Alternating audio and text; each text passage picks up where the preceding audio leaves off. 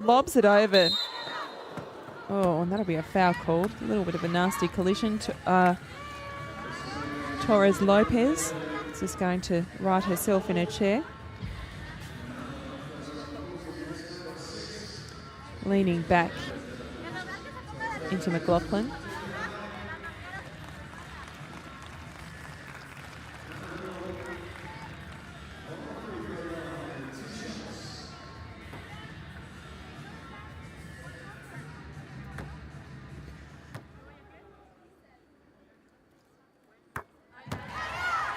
First shot is good.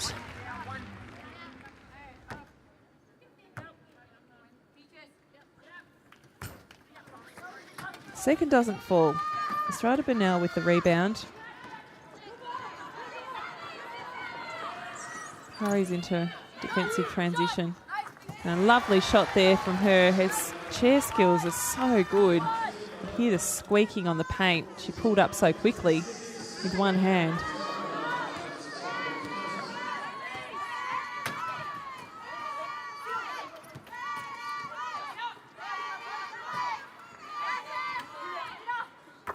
Lovely shot from McLaughlin. She's so accurate inside and outside the paint.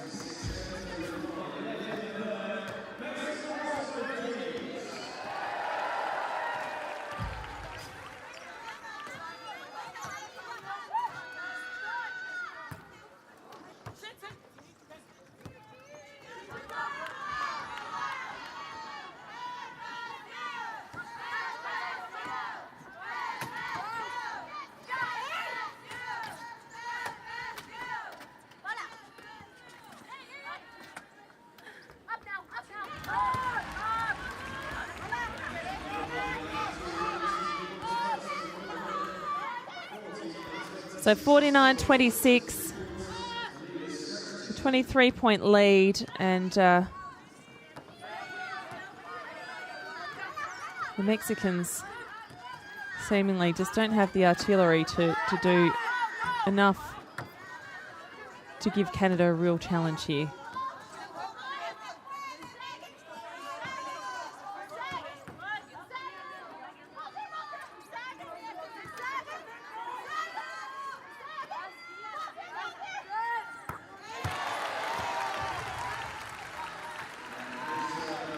Lovely 2 points.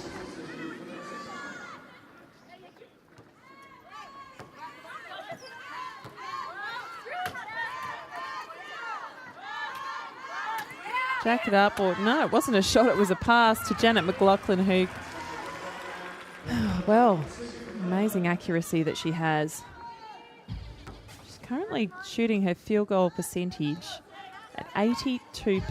She has 21 points to her name, and she set off the second quarter. Extraordinary.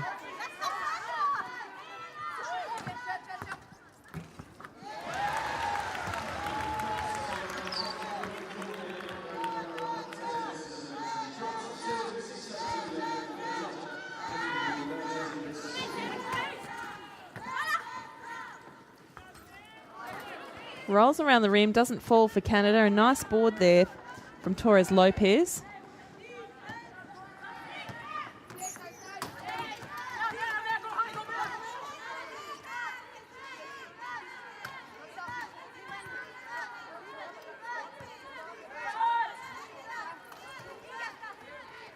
Nice tilt there from Estrada Bernal, but the shot isn't successful.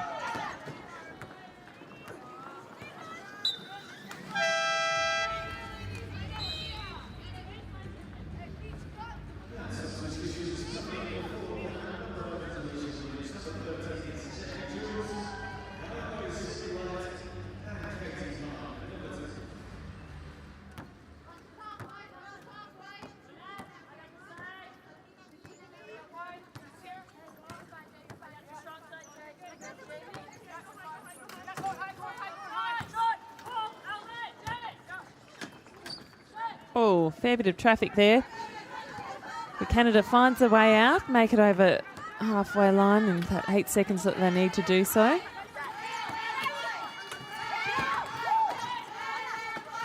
Just simply look to McLaughlin again. 7 seconds left on the shot clock. She's fouled in her attempt, so whacked in the back of the head was the gesture the umpire gave. You can see it there. So she'll go to the line, 2 shots.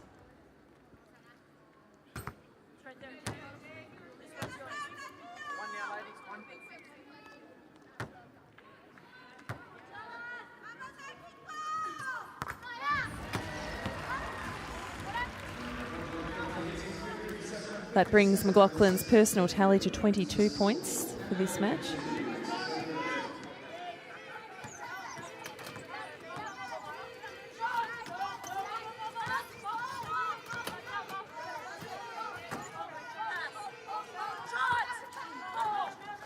So again, Mexico under a lot of pressure offensively from the Canadian defence, and their shots not falling again.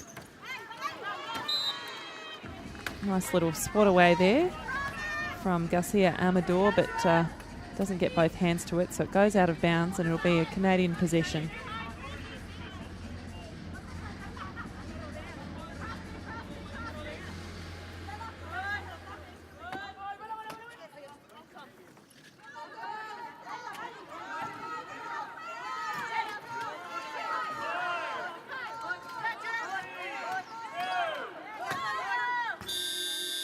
They get the shot up just in time. Mexico's rebounds. You can see there the Canadian offence is so quick to switch to the defensive end of the court. Doesn't fall, unfortunately, yet again for Mexico.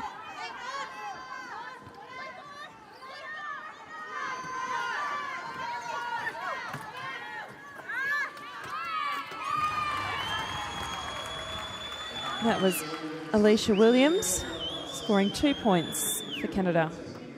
It's her first 2 of the match.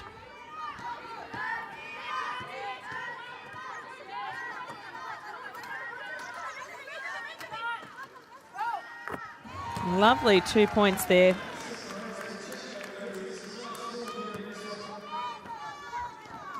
That was Perez Pacheco.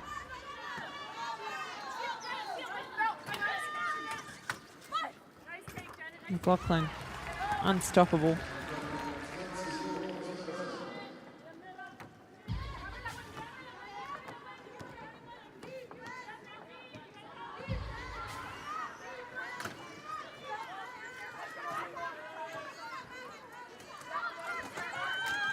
Nice use of the low post there, and then they just pop it back out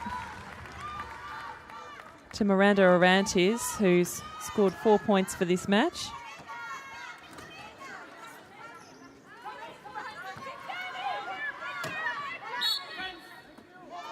A charge called. So that'll be a turnover. A little scoff there from Canada. They didn't like that call. Tracy Ferguson.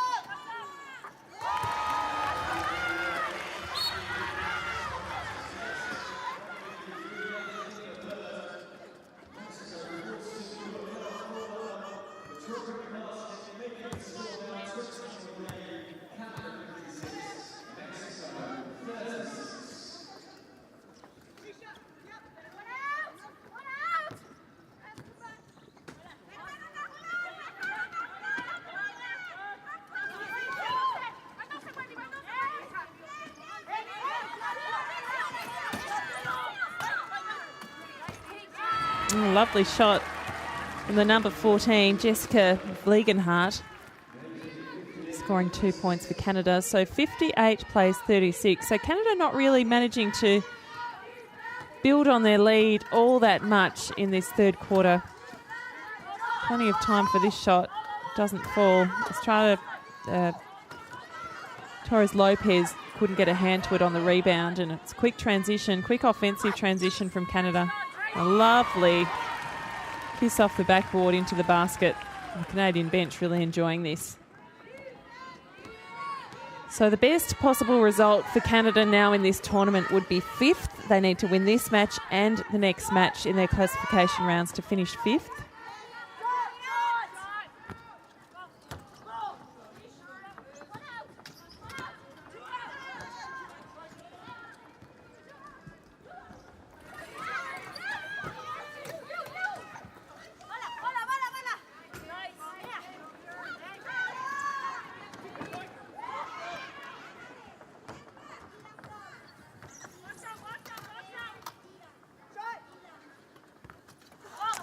Estrada Bernal unable to hit that shot.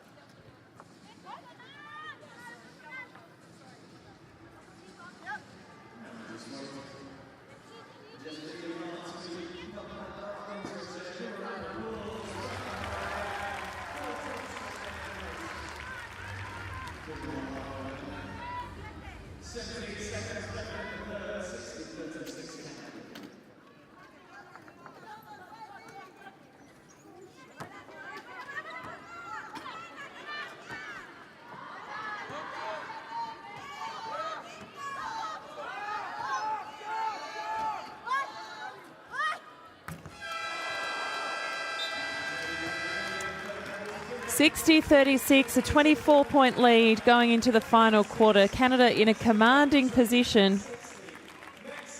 Estrada Bernal for Mexico has 12 points, but it is again all about Janet McLaughlin, who's shot 24 points.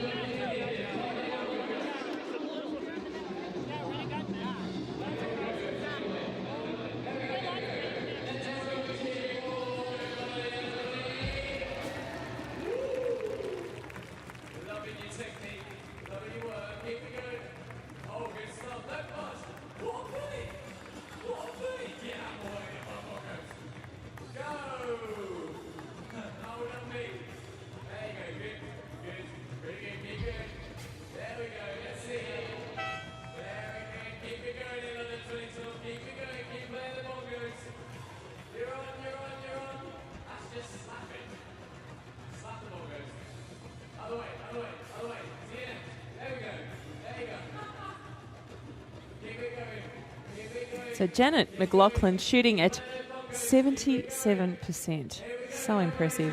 So here we go, the final quarter of this classification round playoff.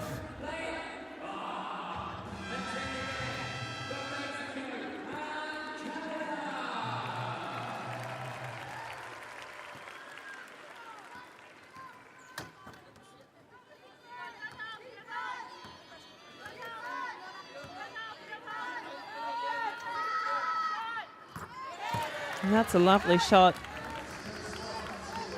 from the number 8, Perez Pacheco, who's having a good game for for Mexico. She's shot 8 points so far, 57% accuracy. That'll be a call. A hand foul as she tried to swat away the ball there.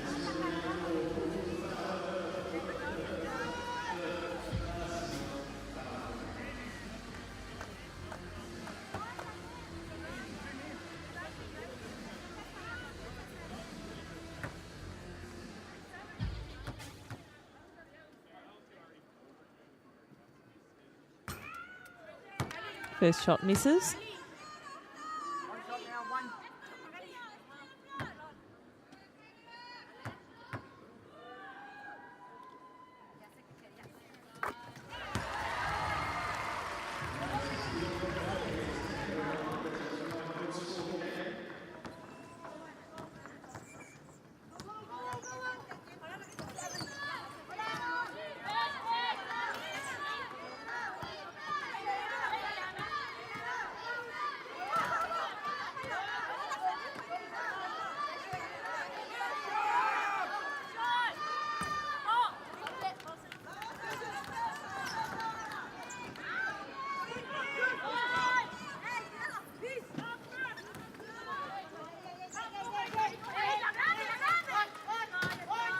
Some good defensive pressure here from Mexico.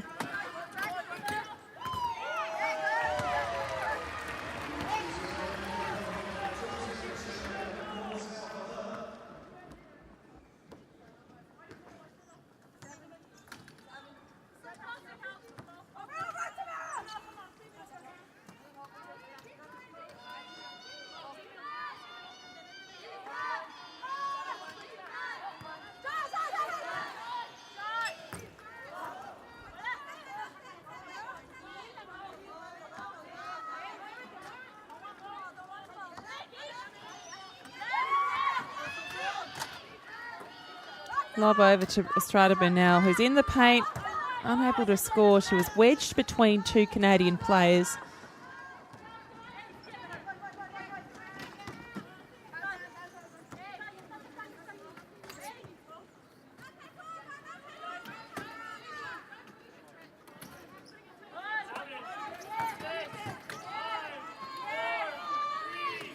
Shot clock is about to go. It would have been nice for that to fall, just to give the audience something to cheer for, if anything else. 63 plays 38, 7:34 left in this match.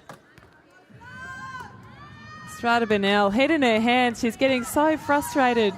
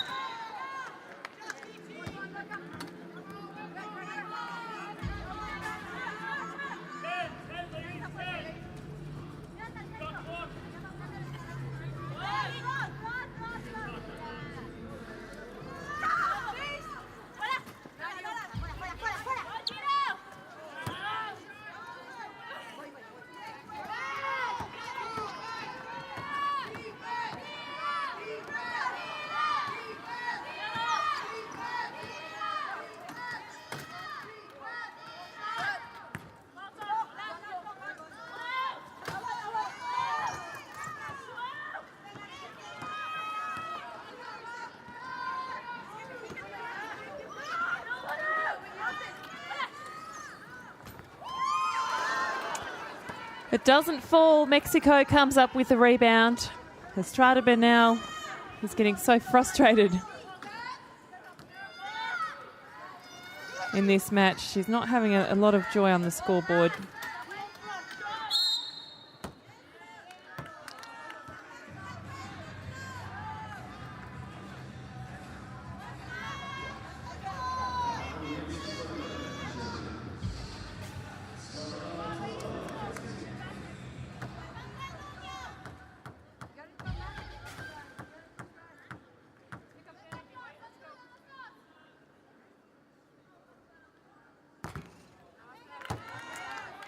Free throw doesn't fall. 6:17 to go in this match.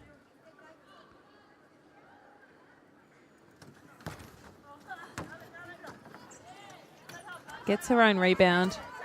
Can she make amends here?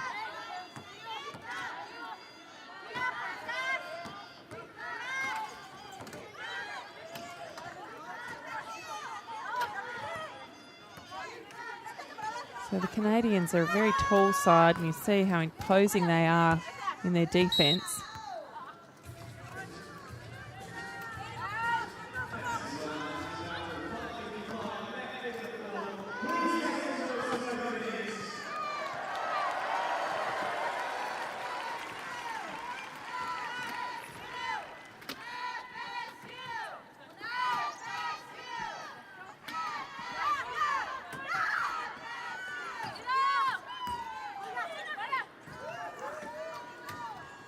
One way to follow your shot. She did well, Cindy Oulet. She's had a good game as well for Canada.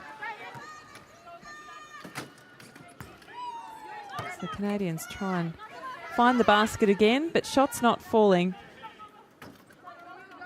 Laughlin's sitting out. Nice shot there. That's the number 6, Kendra Ohama.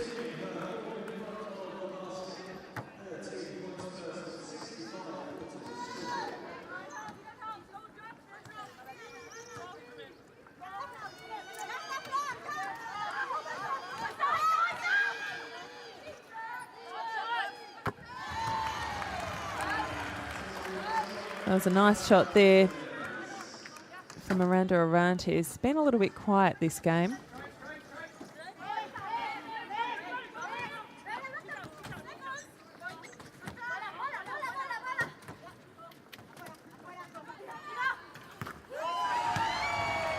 So the shots now falling for the Canadians.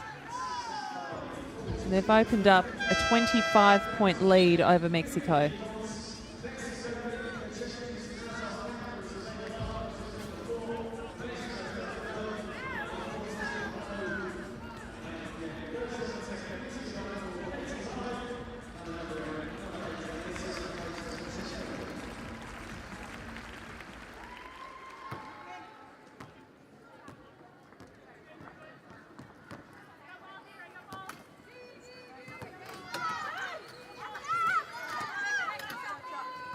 Nice offensive play there, straight down the middle of the key, and Torres Lopez was there in the right position and scoring for Mexico.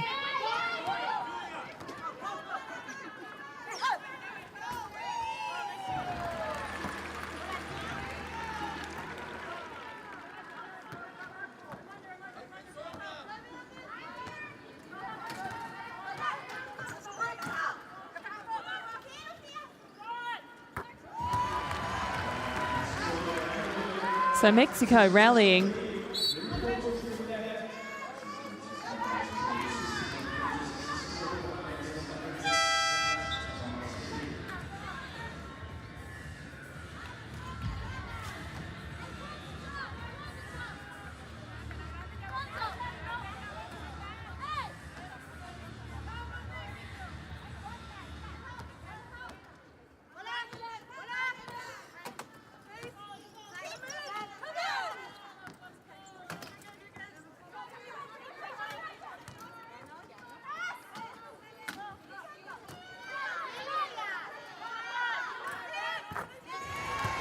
It's a nice shot from the number 9, Vaquez Delgadillo, who's also been a little bit quiet by her standards.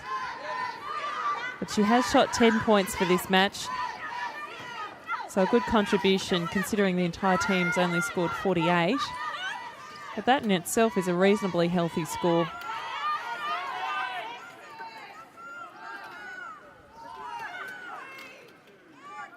Air ball, but they get the shot away. The shot clock goes off. It doesn't matter. So Estrada Bernal with the ball.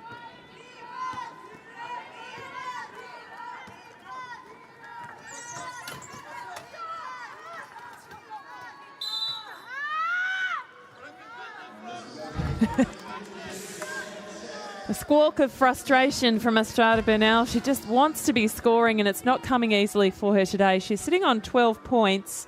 Vaquez Delgadillo 10 points and Miranda Orantes 10 points as well.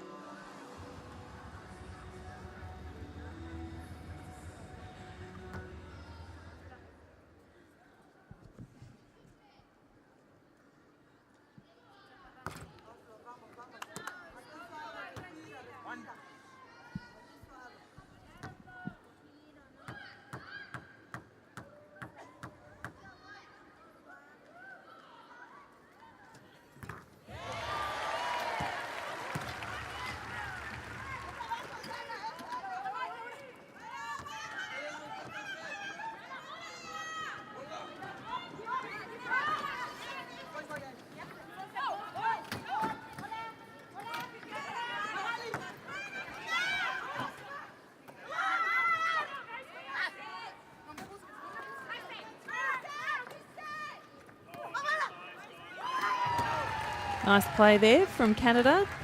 Alicia Williams scoring the 2 points. So Janet McLaughlin still on the bench. It has been a huge tournament for her. The next best scorer for Canada after McLaughlin's 24 points is Ohama, who has 15, then Ule has 14.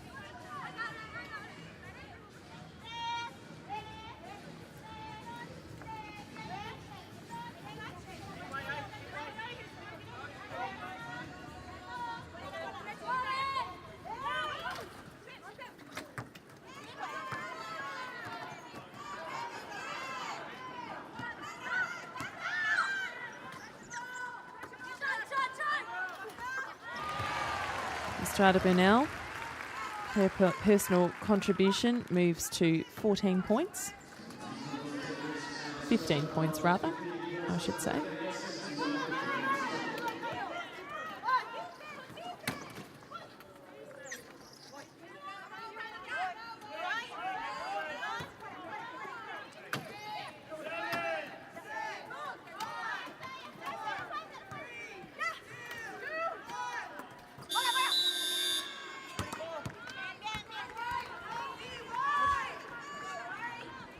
Shot clock infringement there. Mexico's possession, 71-51. 1:32 to go.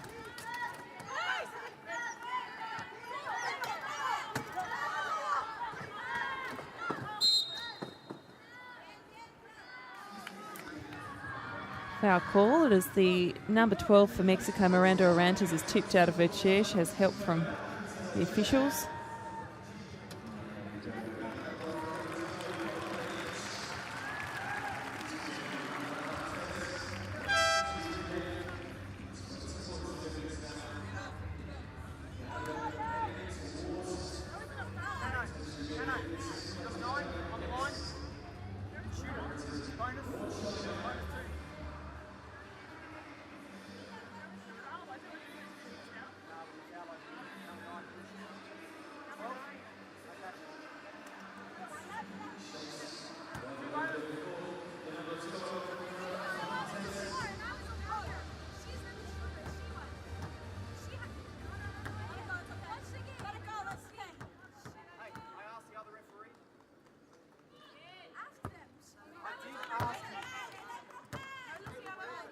Bit of back chat there from the players.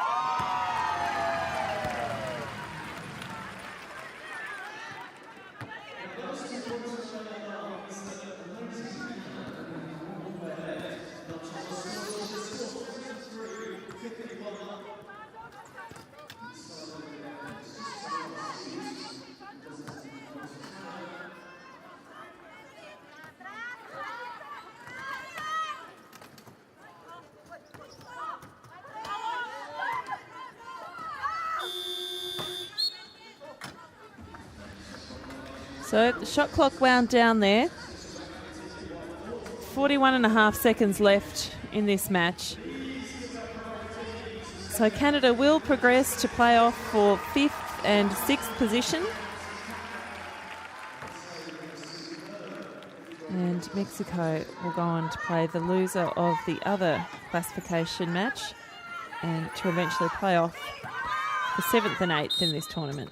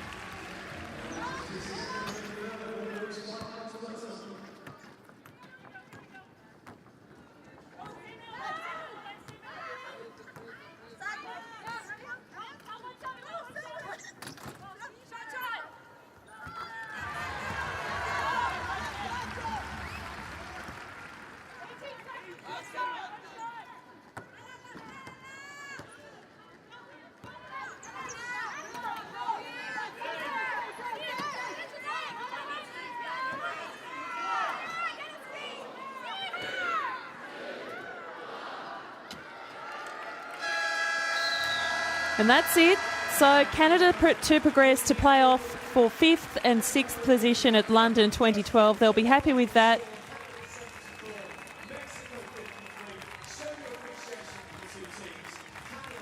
Janet McLaughlin top scores with 24 points, a shooting percentage of 77%. Ahama had 15 points, Ulay had 14. And for the Mexican side, Estrada Bernal top scored with 15 points. Miranda Orantes had 12 points.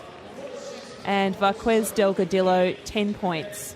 So still to come today, we have the women's classification crossover match between China and Great Britain. The winner of that will play Canada. Then we have the women's semi-finals, Australia and the United States. The Netherlands plays Germany, and then the men's semi-finals this evening, Australia and the United States, and Great Britain and Canada. Very exciting day of wheelchair basketball. And Canada's very happy to get away with that win. Thanks for joining us on Paralympic Sport TV. I'm Amy Bainbridge, and we'll see you soon for some of the later matches today.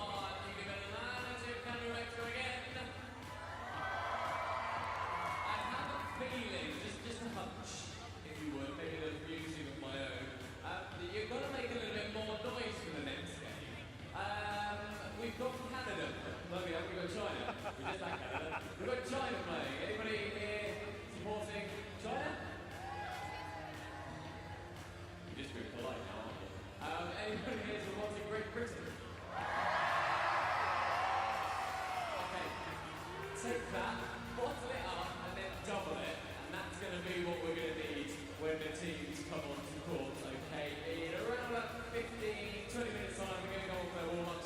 Game start. starting at just about 11:15. Right, we go on to a few of your tweets now. Evelyn says the Aces World Wonderful team are behind you. Good luck to Claire Strange and the rest of Paralympics GB. Natalia says the Canadian guy that we interviewed at half-time is hot. Is he single? Where are you? He's over there having a little chat. Are you single, mate? He's having a chat. I think the answer is yes, so go for it. We'll roll with that one. Luna says, fingers crossed for Paralympics GB, get some medals. Kind of out of the question for women, but you know. Fred Evans moving on, going to read it, says Greece. He said no to the dance although. Who else we got? Sean says, come on Canada, do it for maple syrup, for Neil Young, for the Blue Jays, and for Rocky and Bullwinkle. Are there any other stereotypes that we missed there, Canada? I think that's pretty much everyone covered. Polly says, I've got a funny on court on playing. Please don't you really get arrested. Although, actually, maybe, I'd just love to see just one of the security guards bundle you down. That would look brilliant, Teddy, wouldn't it? Sam says it's a bit early for red chinos. Yeah, I think it's always too early for red chinos, to be honest. Thank you. Good luck to Paralympics GB, says Sarah. Rebecca Havers, is she still here? Rebecca, where are you? Where are you, Rebecca? Down there. She says, can you please tell John it's never too early for a burger? He won't let me go. Okay, fair enough. Sophie Maynard's birthday treat today if you're watching the basketball, so happy birthday to Sophie Maynard from Dan. Molly says sitting on the left side, you need to tell my mum to get off my iPad. Mum, wherever you are, Molly says, does she have her iPad back? Good luck to all those playing in Winter Bond today, says Charlotte and Viva Mexico, says Natalia. Chris says your trousers are even more stupid than the ones that you wore yesterday. Thank you. They are. I love you too. But they are ridiculous. Happy to be here with my girlfriend of 3 years. That's from Lam or Brandon or whatever your name is. Keith, get me a cup of tea, says Marion. So wherever you are, Marion, I want some cup of tea. Helene says your sunburnt at the archery yesterday, so it's a cool arena, is a blessing today. Matthew says an early start, hoping the excitement of basketball or place the need for coffee.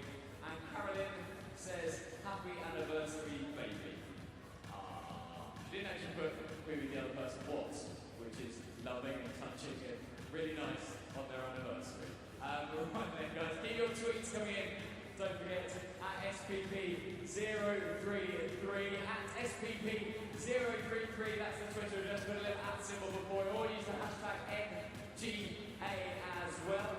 If you want to take part in our half-time singing competition, anyone keen for that, put your hands in the air. If you want to come down into the court at half-time of the GB game and spit your lyrics. We've got pretty much an entire school over there. Is that quiet, what I see? Who wants to take part in the singing competition? Hands in the air, wave some flags at me. Hello, who wants to take part? We've got one over there, got a couple there, we've got you who's nominating someone else. Anybody over here? We've got one over there, we've got someone pinpointing. We've got a load down there, who else? We've got a little guy there. You want to go for it as well? You want to take part in the singing competition? Really? No, don't think so. Right then, if you want to take part in that, our guys will come and find you, so just keep waving your flags in the air. Tim's going to come find you, the guy in black down there. So make yourself known to him. Also as well, if you want to take part in any of the half-time games that we've got going on, keep your tweets coming in. Any messages, good luck things for Paralympics TV. We would love to hear your views. But right now we have 48 minutes and 2 seconds, 1 second, till the start of the second game between China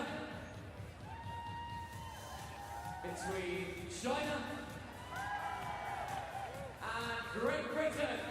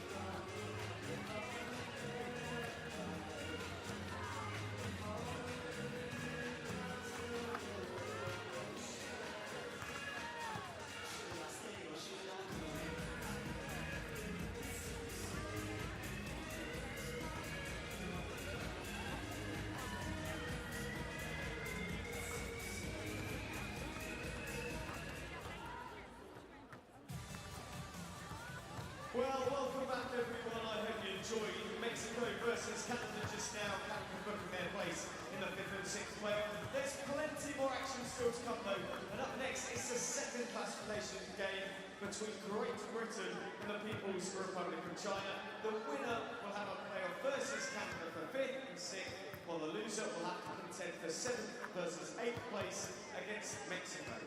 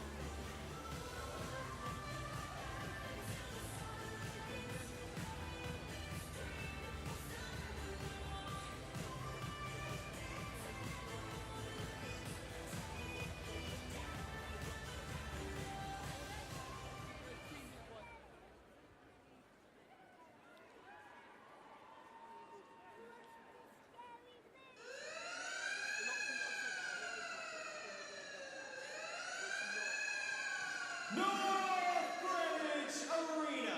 Are you ready for some wheelchair basketball?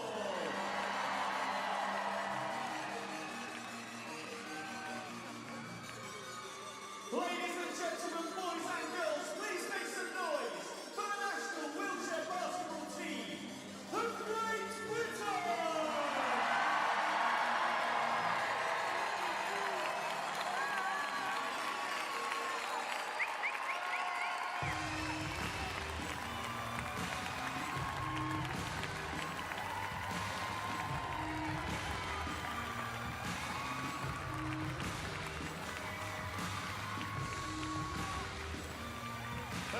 Please give it up for the national wheelchair basketball team of the People's Republic of China!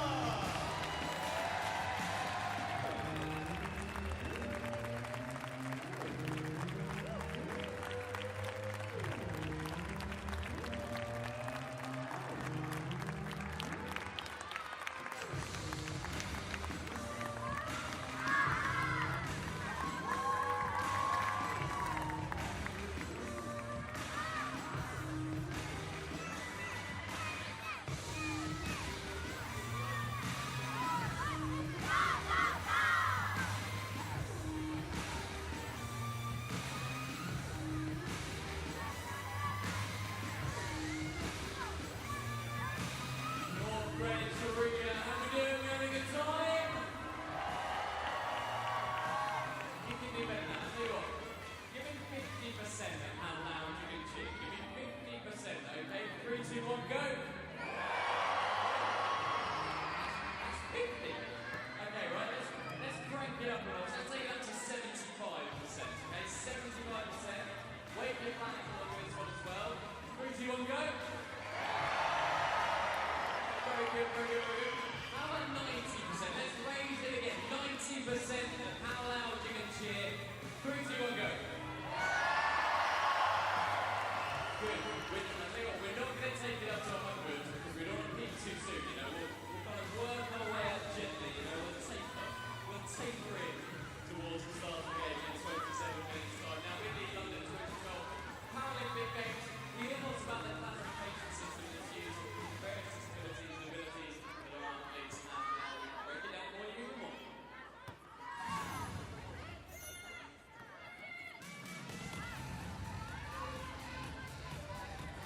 In the Paralympic Games, the classification system is essential, as it defines which athletes can compete in which sports. Athletes are divided into classes based on how their impairment affects them in the field of play, in order to allow fair competition. If you need a classification, it can help to think of why men almost always compete against men, and women almost always compete against women. I think that it's similar terms to how boxing and Olympic Games works, where athletes compete in different weight categories, like flyweight or heavyweight. As each sport of the Paralympic Games requires different skills and competencies, the impact of impairments on the performance of the athletes varies. That's why each sport has its own unique classification rules. Some sports feature a wide variety of impairments. In both athletics and swimming, athletes with physical, visual, and intellectual impairments compete. Other sports feature fewer types of impairment. For example, only athletes with a visual impairment take part in judo and five-a-side football at the Games. Athletics has the most number of classes due to the number of different running, jumping, and throwing events, and a wide variety of athletes that can compete in the sport. In contrast, shooting only has 2 classes.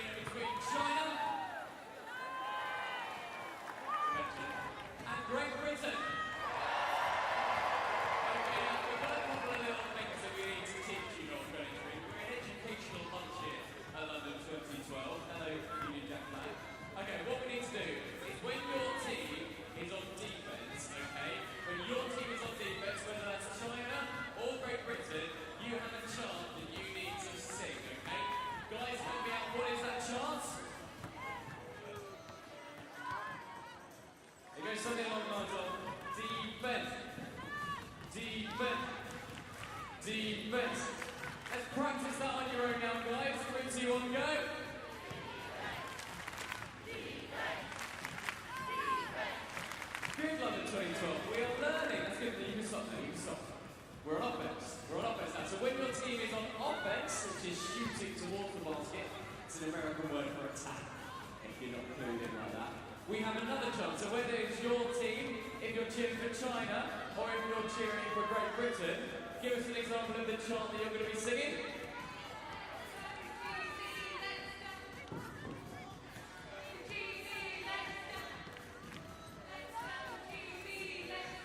So everyone on your own now. Does everyone understand? Everyone over the far side hearing that? Right, on your own. 3, 2, 1, go!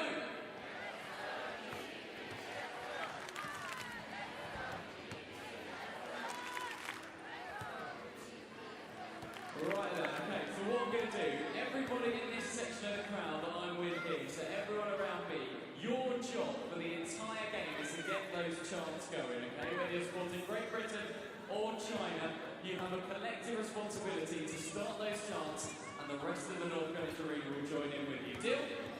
Deal? Good. It says it on the backs of your tickets as well. When you sat down here, it says it underneath the seats, okay? So you've got to do it. Right then, don't forget if you want to get involved in all of our competitions and any birthday messages, shout-outs, anything you like, use Twitter, SPP033 is the address. Anything you want, the wittier the better. We had a competition earlier for witty messages. I still haven't found one funny enough, so keep those messages coming in. Everybody get your phones out now, send me one message and we will come and find you. Right then, 10 minutes to go until the start of the game. Let's hear it once more for China! And wave your flags in the air and scream if you're supporting Great Britain!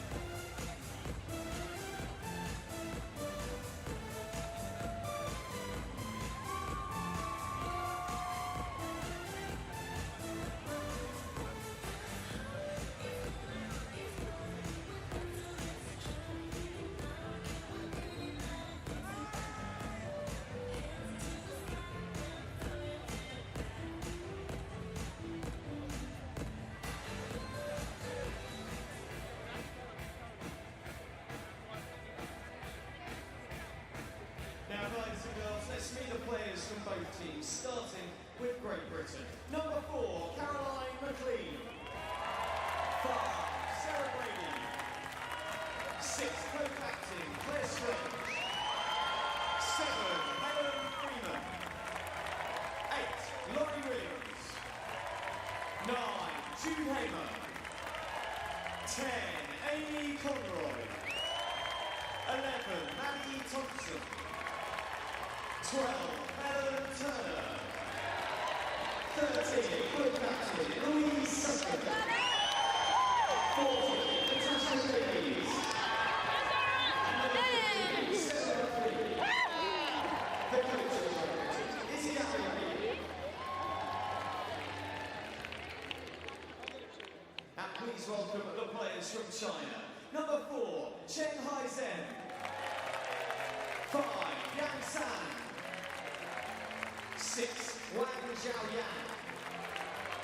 7, Fu Yongqing. 8, Lui Man. 9, Li Yonghui. 10, Captain Zhang Yan Li. 11, Chen Xiaorong. 12, Bing Bing Zhu. 13, Li Lianhua. 14, Long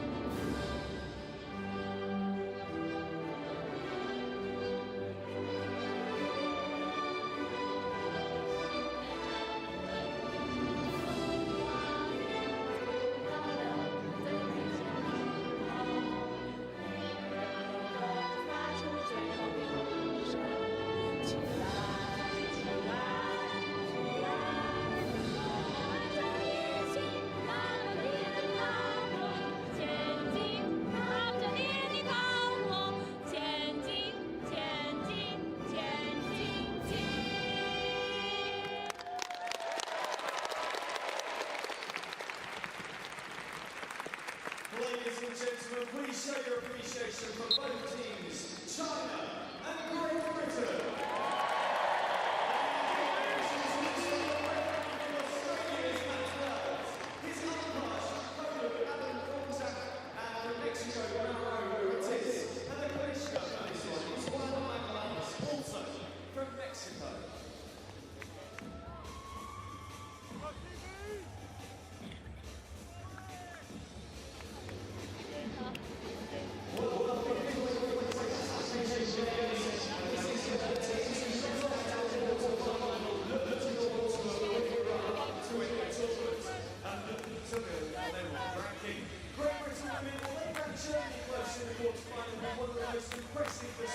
Defensive displays of the tournaments and had the Germans shell shocked, but a lack of baskets let the Germans off the hook, and Germany won by 11.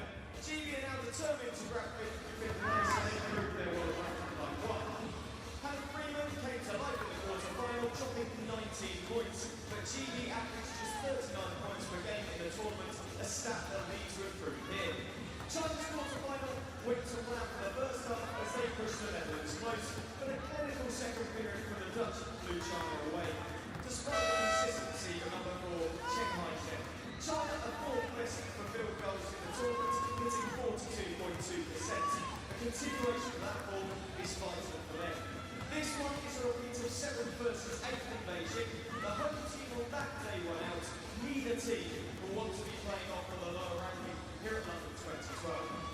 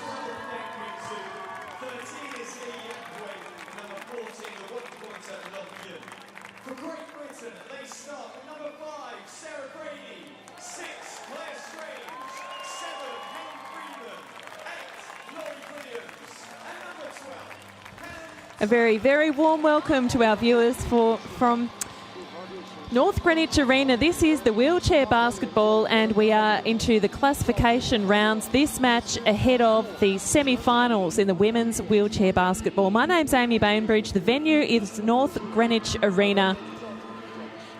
And this will be a very, very interesting match indeed. Great Britain will take heart from producing their best display of the tournament. They threatened an upset of Germany on Tuesday. It was an extraordinary match, and they'll try and earn a victory here that would ensure an improvement on their 8th place finish of Beijing in 2008. China finished 7th 4 years ago. They've now lost 3 consecutive games in the tournament. So the winner of this match today, it's a little complicated, but basically what happens is this is a crossover 5 to 8 classification. The winner goes through to play off for 5th and 6th position in this tournament. The loser will go and play for the match to relegate 7th and 8th. We already know the 9th and 10th place getters. Brazil defeated France. So Brazil's finished 9th in this tournament. France has finished 10th. Canada defeated Mexico earlier this morning. So they are into the 5th and 6th playoff. Question now is who they will face. China wins the tip-off. So a fantastic crowd at North Greenwich Arena. The crowd has built considerably since this morning's session to come and watch the home team.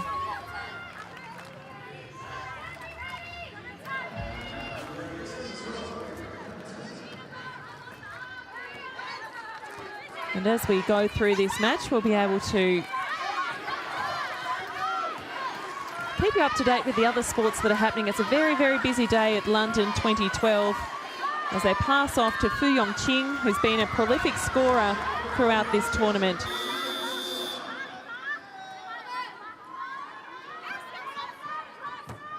So China gets the first 2 points on the board. Great Britain, who have played so well at this tournament, will they be able to finish better than they did in Beijing 4 years ago? So a brief moment there. The player was given time to right herself in the chair, and we'll have a side ball. So Laurie Williams throws it in to Sarah Grady, who passes off to Helen Freeman. A lot of traffic in the key there. Grady to shoot. It's short, bounces back. China gets the defensive rebound, and their transition to offense is quick.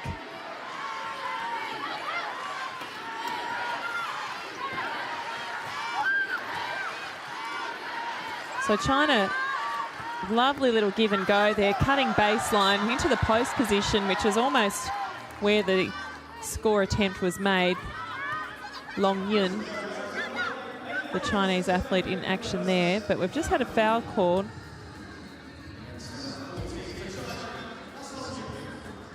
So Long Yun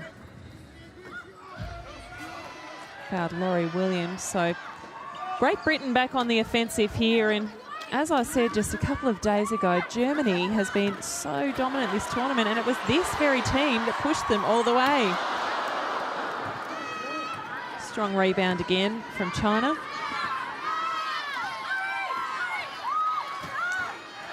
They do switch very quickly to their offense.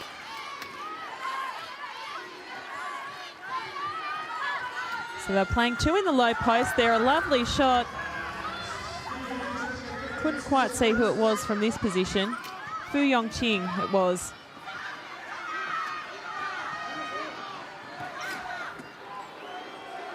Oh, and a little bit of a clash there, but it was between two Great Britain players, so no foul drawn.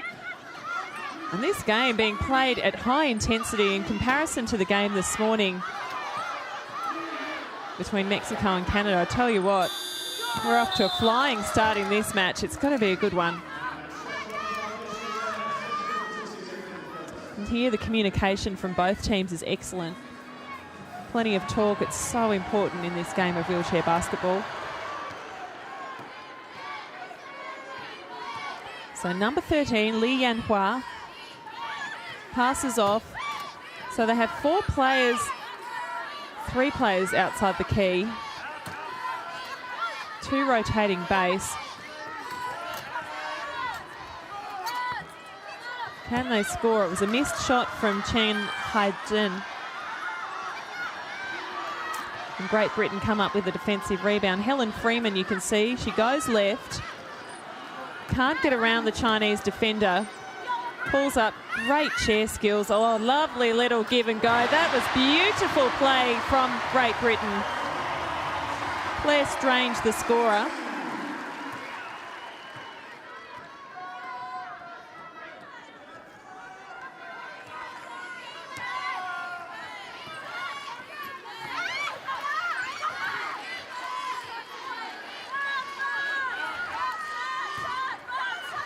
So make sure you stay in touch via Twitter. @Paralympic is our Twitter handle. We'll keep you updated with what's happening at London 2012. Freeman with the ball, goes left, looks inside. Grady's there. Lovely 2 points from Grady, and the crowd absolutely loves this. Fantastic support from the Great Britain side. 6:22 to go in the first quarter.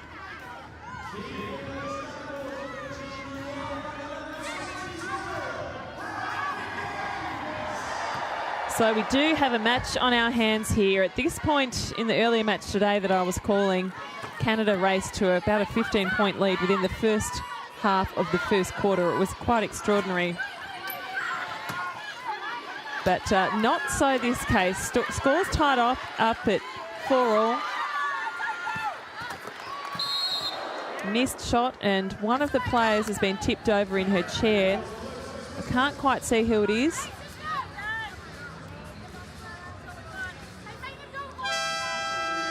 As China was going for the offensive rebound, and Helen Turner's been called for fouling Fu Yongqing. So 2 Chinese officials given a moment to right their player, and she's back. So Sarah Grady's been subbed off. Amy Conroy back in the mix.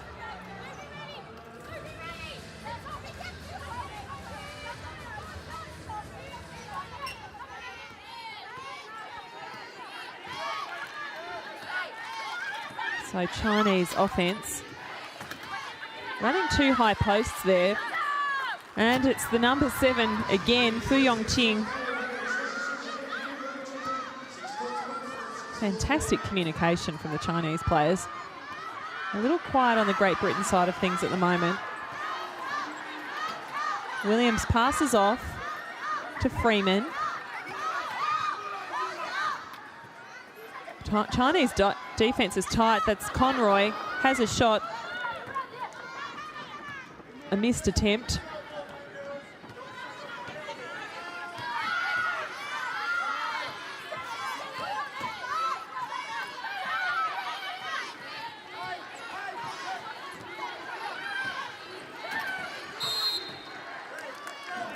So 5 left on the shot clock with that foul called.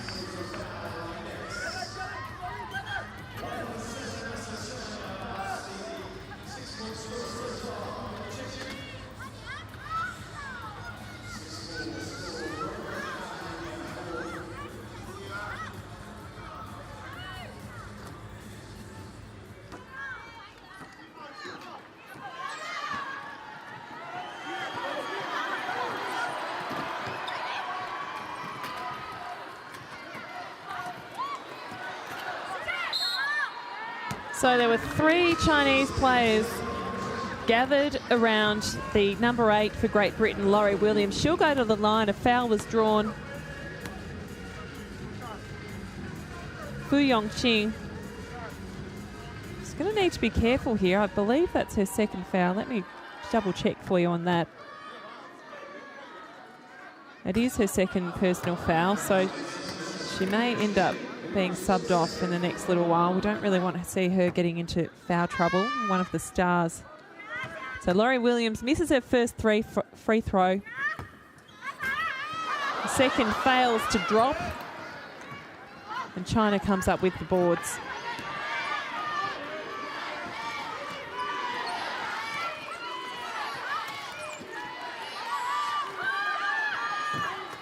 Lovely shot from Fu Yongqing. That's why they haven't subbed her off. They're hoping that she's going to help the team get an early lead here in the first quarter. 8 plays for China in the lead. 4:32 left on the clock, and there's been a collision. Hard to know what was happening. That was off the ball, but they haven't stopped play. They will hold play up now. Freeman scores the 2 points. We can see on the cameras, not entirely sure which player.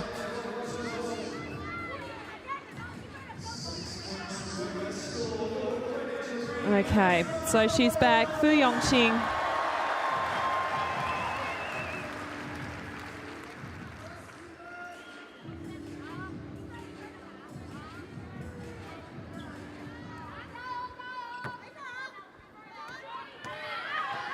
Both sides with similar shooting percentages at this early stage in the match.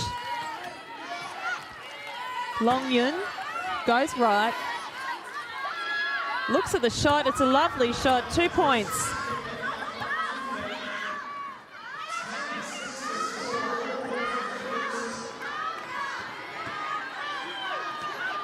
So Team GB.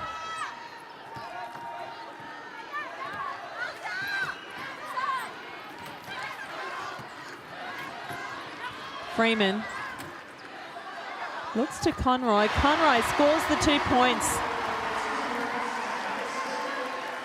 10 plays 8. China up by 2 points.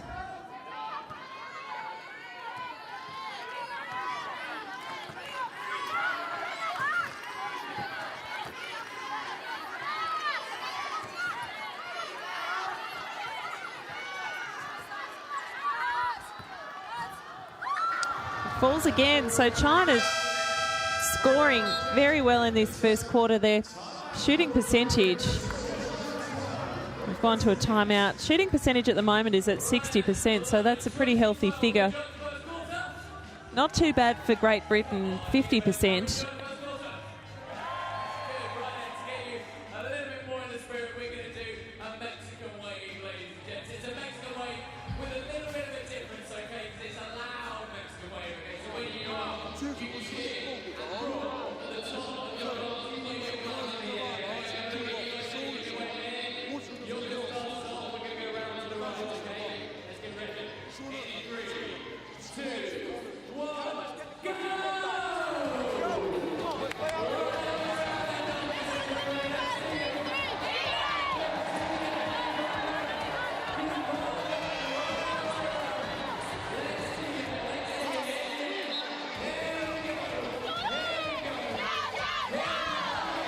So the crowd is absolutely committed to this game. They are very excited, but I tell you what, later on tonight, there is going to be a huge match for the Great Britain spectators. It is the final wheelchair basketball match of the day.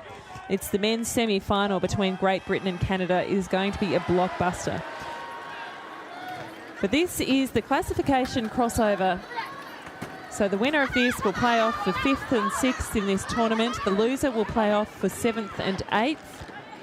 And Canada is already through from an earlier match to play off for 5th and 6th. After this, the semi-finals get underway. Lovely shot there. Fu Yongqing, what a star she is.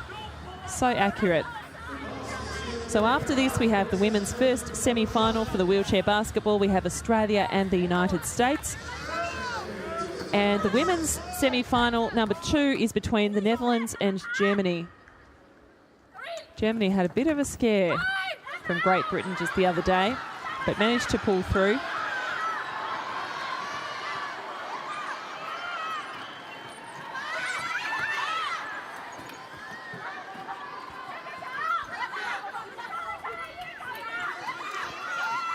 So Conrad looked at her shot but had to pass it back out. They're going to be under pressure here on the shot clock. Oh, that is a lovely shot from Helen Freeman. So Great Britain staying with China in this first term. 2:30 left on the clock.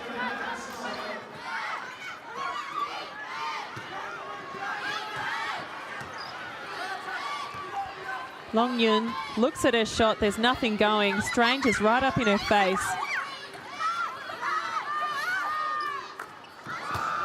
But she rolled around, repositioned herself and got the shot in. So 16 plays 10, 2 minutes to go in the first quarter.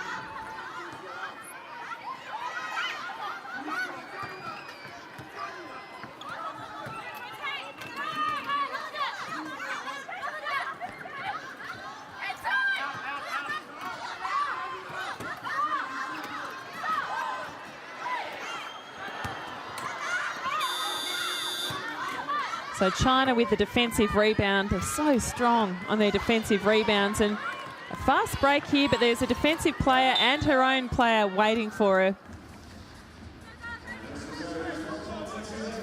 So Long Yun, will she go to the line? I'm unsure if she was. Yes, she will. So 2 shots from the free throw line. And there's so much other action happening at London 2012 today. We've got a full complement of events in the track and field. We've also got boccia, road cycling, shooting, table tennis. As she makes her first free throw. Table tennis, wheelchair fencing. So much happening at London 2012. And of course, we're getting to the business end of proceedings in the wheelchair basketball. Very exciting indeed, with the semi-finals starting today. The gold medals for the women will be decided tomorrow and the men's on Saturday. Freeman with the ball to Williams. Williams fumbles. It goes out of bounds.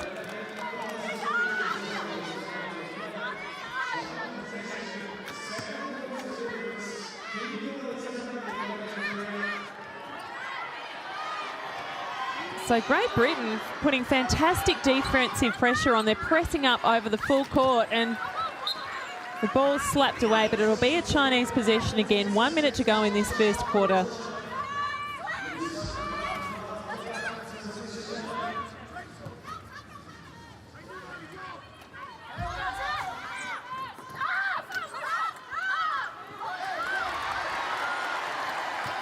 Great Britain lost to China 4 years ago in the classification rounds in Beijing 2008. They finished 8th in Beijing. They want an improvement this time. China finished 7th in Beijing.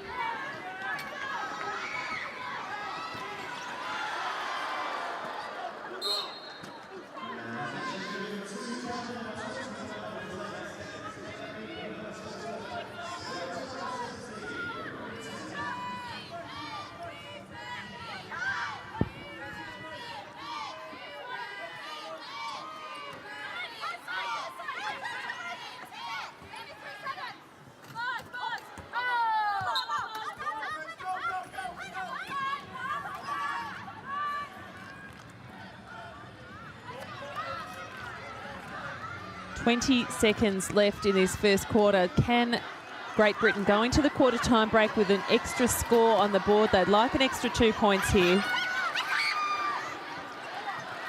Nice pass over to Conroy. Conroy looks at the shot, but Fu Yongqing was right in her face, backed up to her defensively, and it's a turnover. So not to be. There won't be an extra score. 17-10 at the end of the first quarter. China in the lead. The shooting percentage is good. I'll have a quick look for you at the statistics for the team. So China shooting at 57% and Great Britain at 42%. It's not that Great Britain's not getting the opportunities. They are. They've had 12 scoring opportunities from the field. They've made 5 of those, in comparison to China that's had 14 scoring opportunities and has made 8. So not a huge difference there. The rebounds are quite even as well.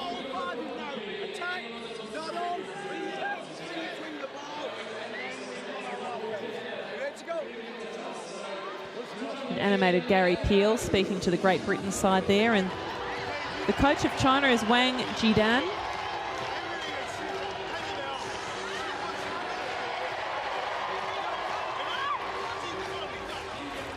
All the finals here are being played at North Greenwich Arena. We did have preliminary round matches at Basketball Arena as well as North Greenwich, but as we've moved through the draws, we've gone to the biggest stadium, which is south of the Olympic Park, not too far south. I can tell you it's another sensational day in London. Blue skies, very light breeze, and a great day to be out and about at Olympic Park or any of the venues.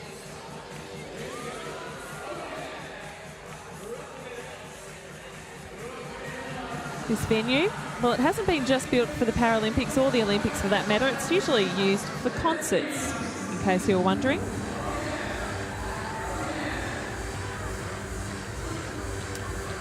Its normal name is the Millennium Dome. It was opened in the year 2000, so 12 years old now, and it's for this.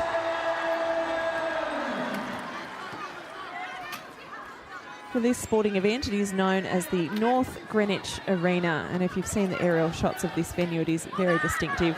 So, Great Britain back on the attack again, unable to score the first time. Conroy's gone a second time. She grabbed her own board and got another 2 points. 17 plays 12.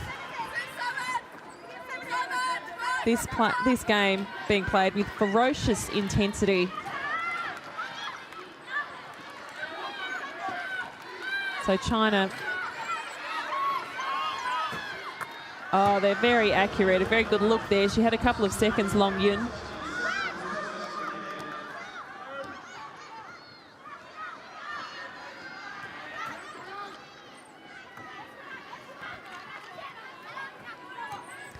So China with the upper hand in the early stages of this match, and certainly the more accurate of the two sides. So that being a difference at the moment. There's no huge difference in the other areas. size-wise, relatively even.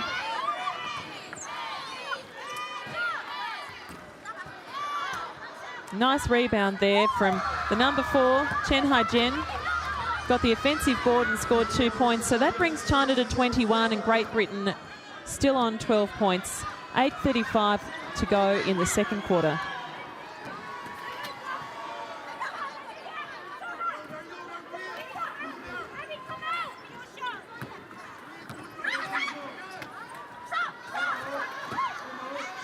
Conroy shoots and misses again.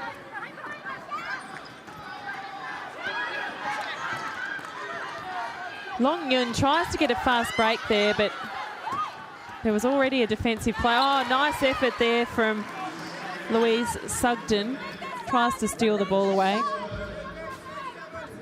And if you're wondering any more about the North Greenwich Arena, we were telling you some facts about it earlier. This is also where the Olympic final of the basketball was hosted also. It's got a seating capacity of 20,000. And all the NBA stars, of course, were playing here in this very stadium and on this very court. Strange with the ball. Down the left-hand side, she senses a gap, an opportunity there. She just couldn't quite get it to fall, and that's a bit of a story of Great Britain's fortunes at the moment. Just unable to hit the shots right when they're needed. Coach Wang Jidan on court.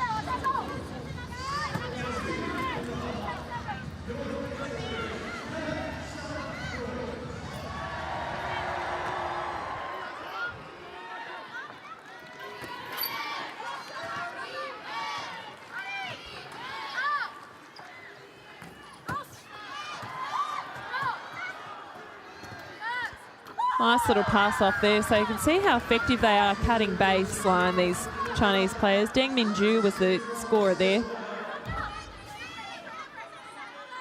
Lovely little cut, and their passing is very good as well. There's not too many wayward balls. We do see it with some of the perhaps lower ranked sides.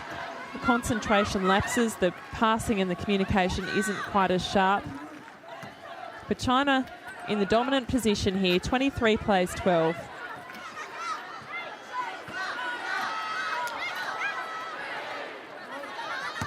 It's an air ball. So under pressure there from the defence, and then the shot clock came into play as well.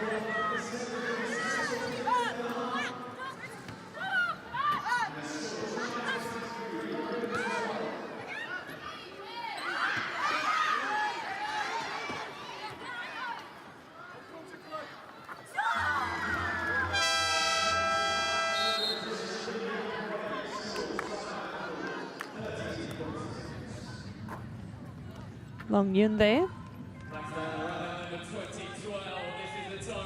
So if we have a quick look at the statistics at the moment, Fu Yongqing already has 12 points for the Chinese side.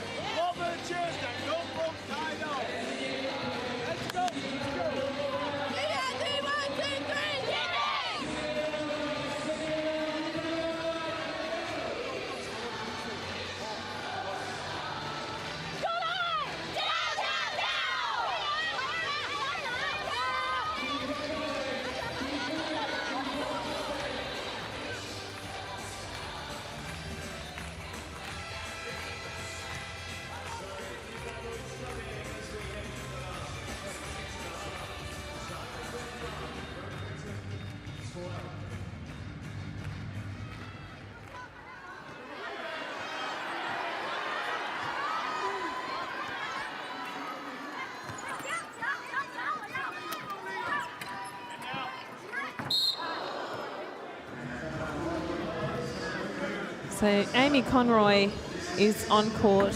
We've subbed out Maddie Thompson. Helen Freeman drew the foul there from Long Yun.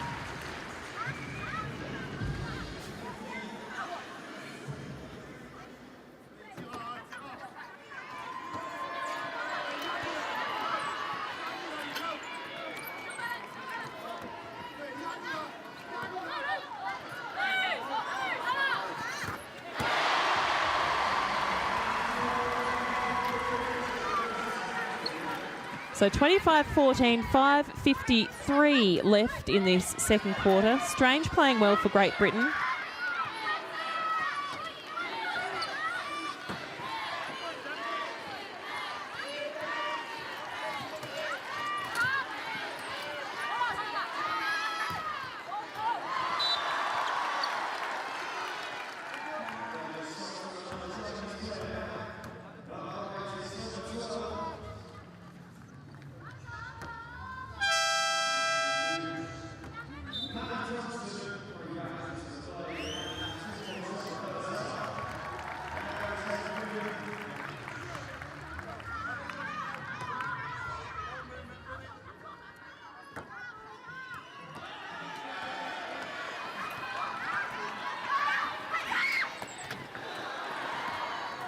So Conroy shoots and it's just too much force against the backboard, I guess. And China again with the rebound.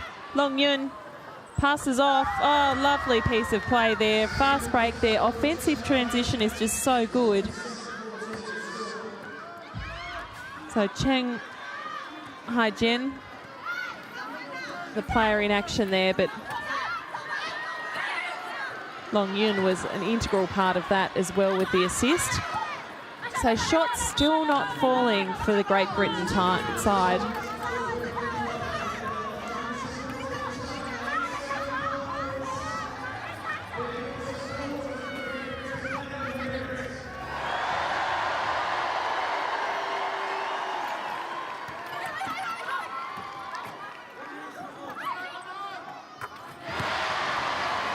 The crowd absolutely loving it at North Greenwich.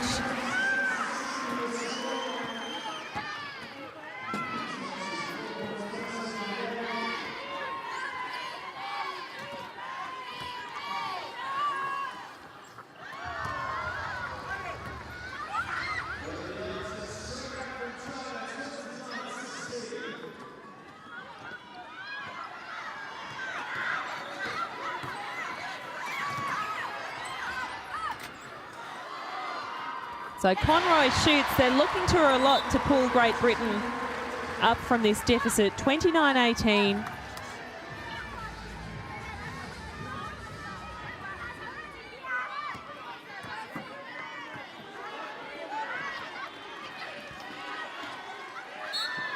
So Long Yun again involved in the play.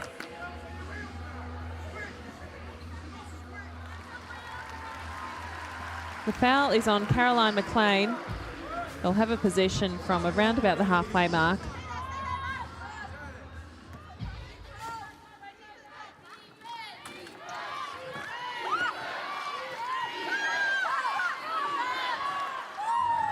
Nice shot there from Deng Minju.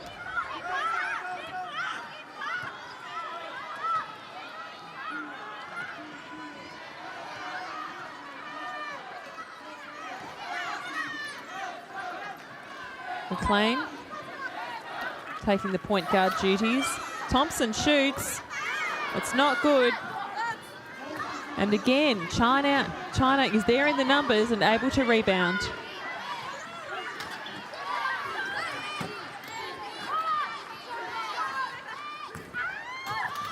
Shots not falling this time for China.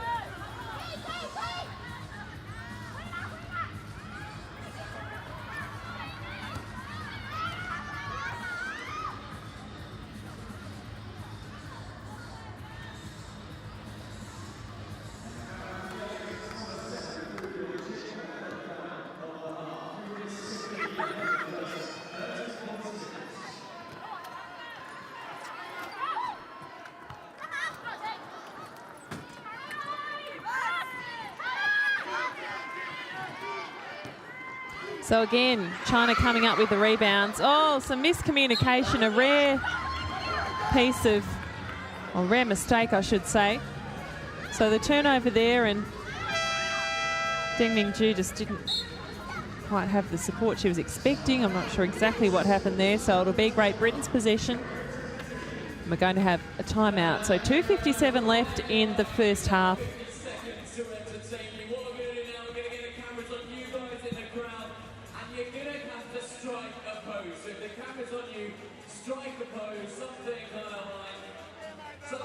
So China has called this timeout.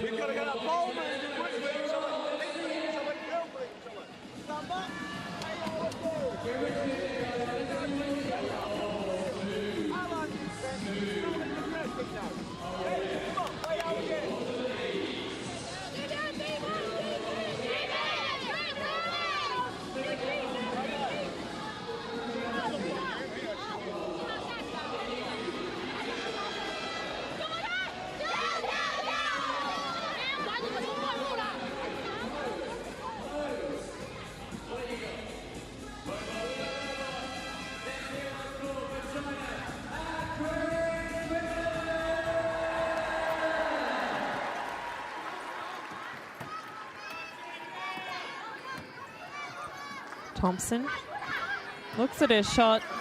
She had two defenders on her. She's looking at other options. Sugden to Strange, who has a shot.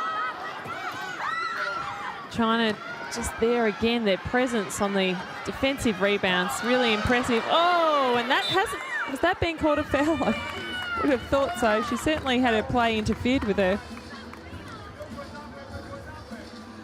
But I do hope she's not injured, the number 12, Deng Mingju.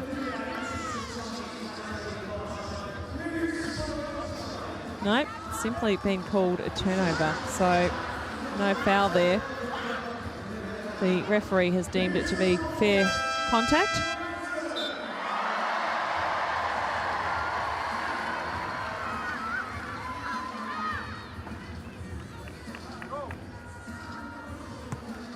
So Freeman back on court. Conroy is on the bench for Great Britain.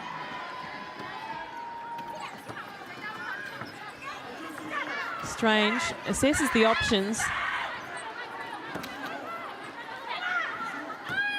The Chinese defence is tight. They're manning up very well. And again, Fu Yongqing on the boards.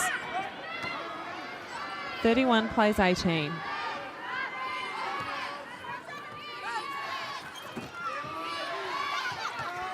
They pop the ball back out the top to Li Yanhua. It passes off to Fu Yongqing. Can she score? A difficult shot. She was side onto the basket, had a defender on her. Freeman, the crowd willing her on to find something special here. So at the top of the key, weaves out. McLean to Freeman. Nice spin. It was a lovely move, but she can't hit the shot. Conroy got the rebound. Pops it up again, but not successful. China again on the boards.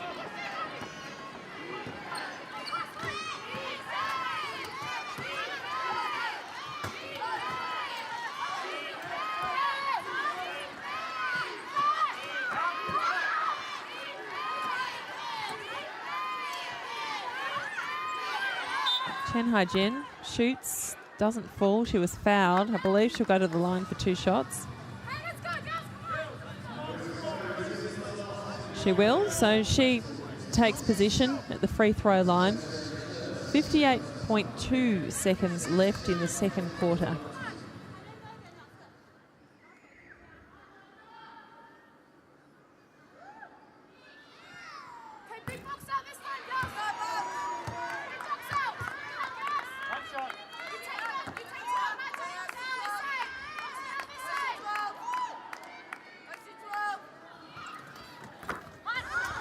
Makes the second, 32-18. Great Britain need a score here.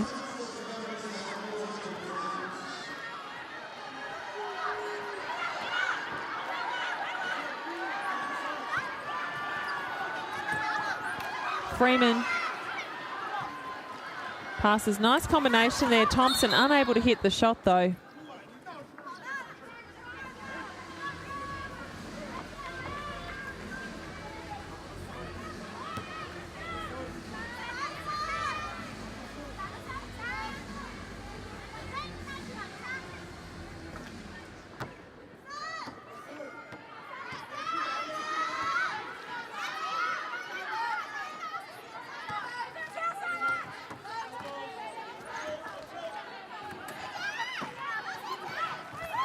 So China will look to get a score here. Was it 3 seconds in the paint? I think it was. So a turnover for China, and Great Britain want to go into this halftime break on a high. Nice little piece of play. Freeman scoring. China doesn't have much time to get back for an offense. Can they run anything at all? They jack it up. Oh, and it's 2 points on the halftime buzzer. Nice shot there under pressure by Li Yanhua. Very nice indeed. So China going into the main break, 34-20, so a 14-point gap. Oh, that was a great shot. Looked even better on the replay. It's clear to see that she had a defender right up in front of her. Look at that. McLean was right there. Bang, straight through the hoop. Beautiful. So both teams will head off to their dressing rooms to have a chat, and then they'll come back out to warm up for the second half. But at the moment, it is all about China. They've got a 14-point lead. And the scores have been identical for both quarters, I'll let you know. So 17-10 in the first quarter, 17-10 in the second quarter.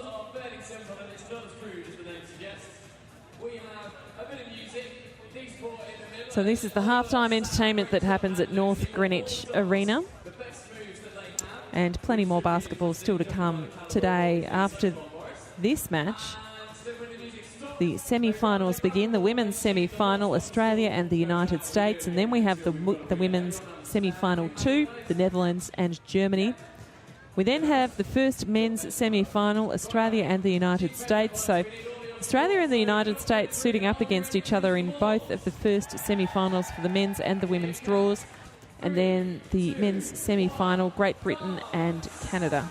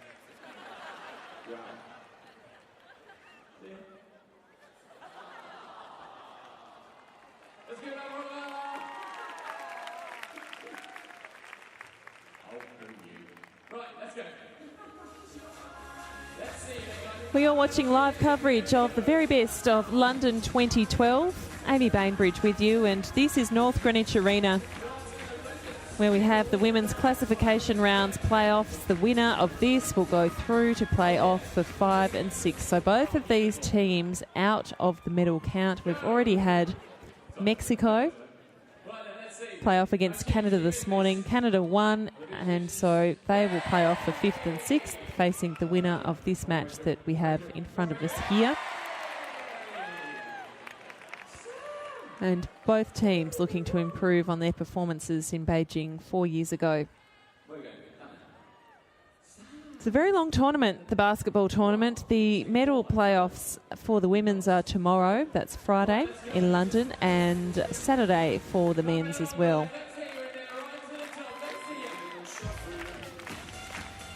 So a bit of a dance competition there.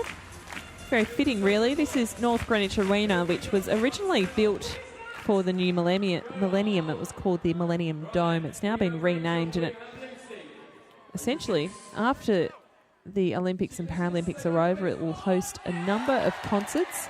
As you can see, it's a pretty big venue. A lot of international names coming to perform here in the month of October, so not a very big turnaround before they remodel this venue ever so slightly to host bands like Nickelback, Radiohead, news. We've got Lionel Richie coming. There's also theatre performances as well at this venue. So it won't be called North Greenwich Arena then, but it is now. And they split the earlier rounds of the basketball tournament between this and Basketball Arena, which is actually in Olympic Park. This is south of Olympic Park for those of you who aren't so familiar with London. So Olympic Park is at a place called Stratford, which is officially called East London. And this is a little further south of Stratford, where the Olympic Park is. Not too much, but it's right on the River Thames, which is a lovely, lovely place to be. And nice for people to walk into these venues and see the river and see what an impressive structure it is.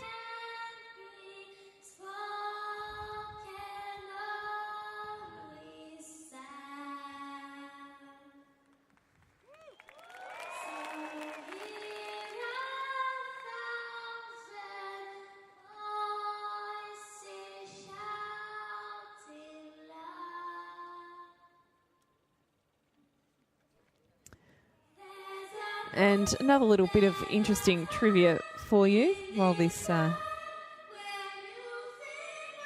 singing performance or competition continues. There's actually a cable car that was built by the City of London that can ferry tourists or patrons across the River Thames to this very venue.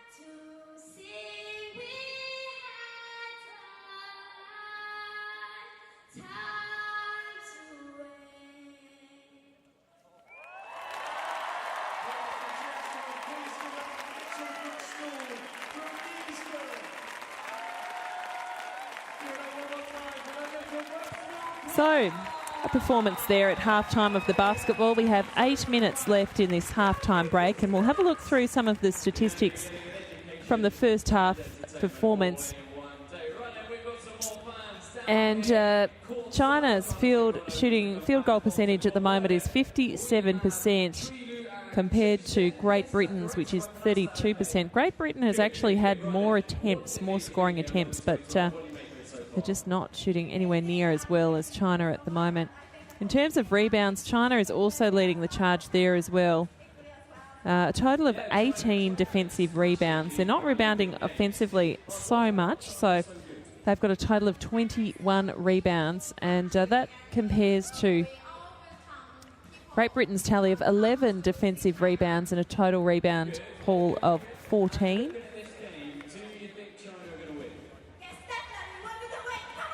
China has 7 team fouls, I believe. Let's double check that for you. Also, China has 10 assists, and not surprisingly, Great Britain has 6, so a little bit down there. If we look at the individual statistics of the players,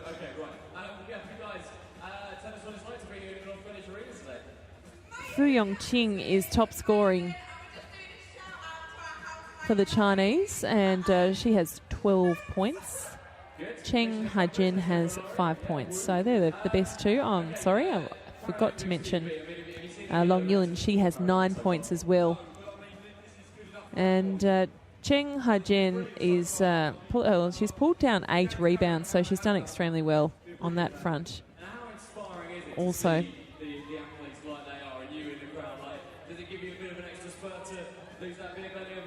the only problem for China is that Fu Yongqing is on 3 personal fouls.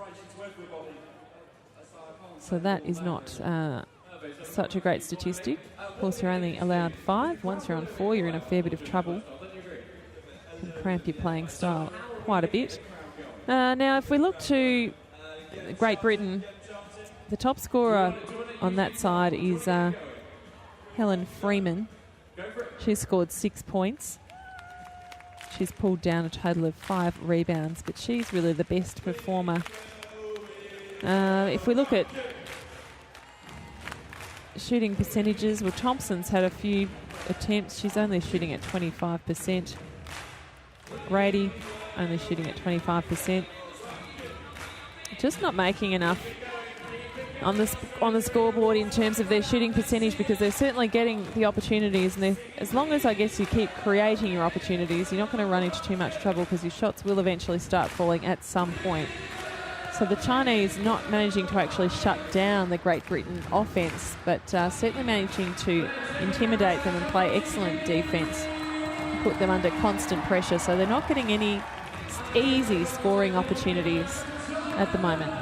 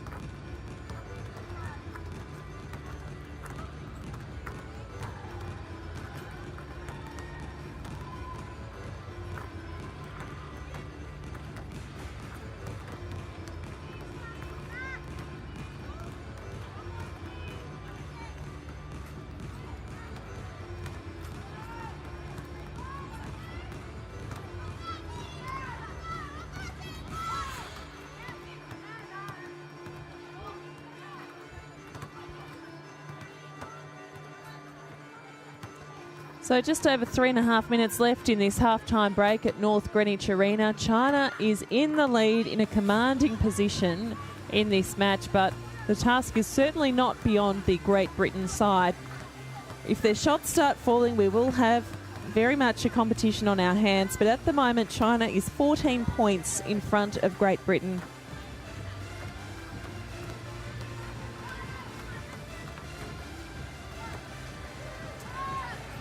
A good crowd here on this Thursday morning. And we certainly have a very, very busy day of basketball still to come. We have, just in case you're wondering about the timing of all this, in about an hour and a half's time, so it is 1 o'clock local time in the afternoon in London.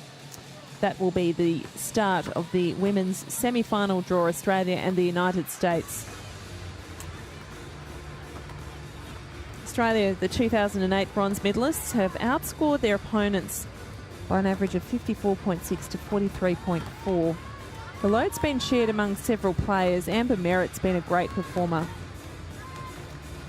So the depth, of course, is going to be a key asset. It's likely to be a pretty close battle. The USA have delivered the most prolific offence of this tournament, the women's tournament. They've averaged 62.6 points per game. Rebecca Murray and Desi Miller are combining so well and averaging 37 points together. In that semi-final 4 years ago, the US won 60 to 47. But Australia beat the United States in Manchester earlier this year at the World Paralympic Cup. They won 54-40. And they also beat the United States in a recent friendly in Germany, 54-29. We can't read too much into friendlies. Often both sides don't field their strongest teams. However, it does give Australia a bit of a confidence boost going into that first semi-final. Now, Germany and the Netherlands, Germany have just been so efficient, shooting tournament highs in two-point field goals of 48.9%. They're shooting 50% of their three-pointers, and they're averaging, well, giving up only 40.4 points per game.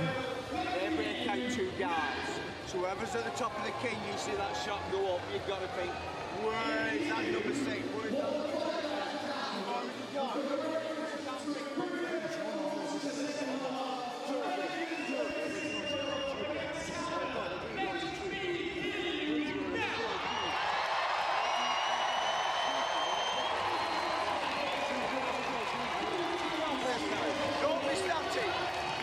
Catch him out with June now on that elbow pick.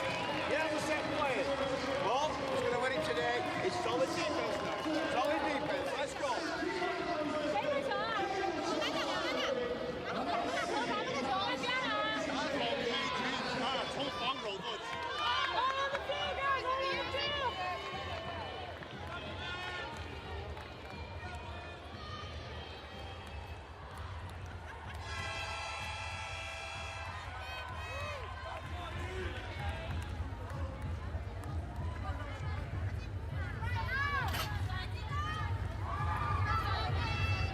So the second half of this encounter just about to get underway.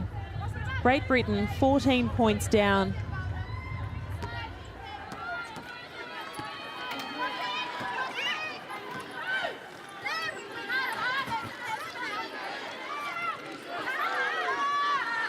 An easy score there from Cheng Haijin.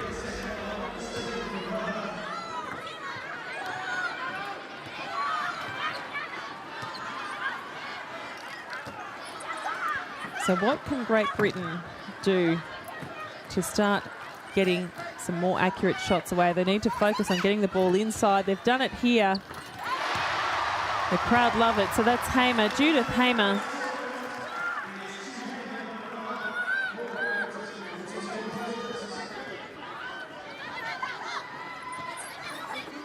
So China on the offensive in this third quarter.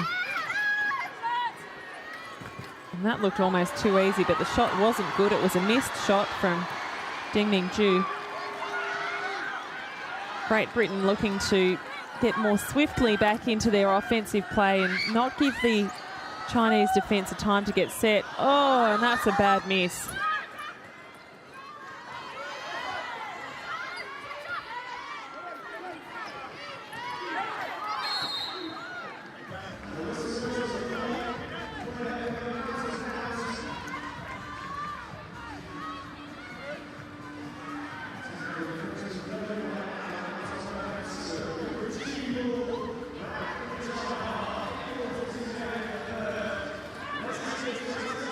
So it's a Great Britain ball pass in from the side, and I think no fouls were called there. I'm not entirely sure. It must have just been that turnover.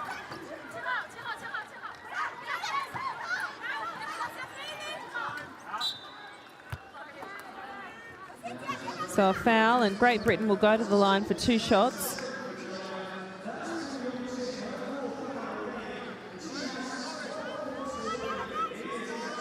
Helen Freeman is the player you see at the foul line there.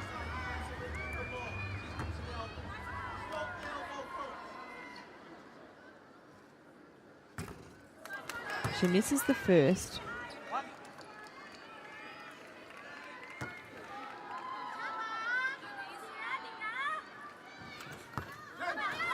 Misses the second. So I think Fu Yongqing is in a fair bit of trouble with her fouls. Just confirm for you, yes, Fu Yongqing is on 4 personal fouls, and we're only a couple of minutes into the second half. So I would think that she is going off for a break, and she is. So she'll sit out for a little while. China certainly doesn't want her fouled off out of the game, so they're going to have to survive without her for the time being. Oh, the pass was on, but it wasn't perfectly executed, and the ball went out of court, so that's a turnover for Claire Strange. And China, well, I'm impressed with the defensive pressure from the Great Britain side here. All the way up the court, they're pressing up.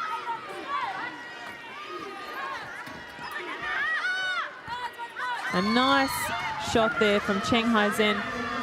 I do enjoy watching the Chinese players. They're always looking at taking a good shot selection, and they're not afraid to use the backboard, which is nice.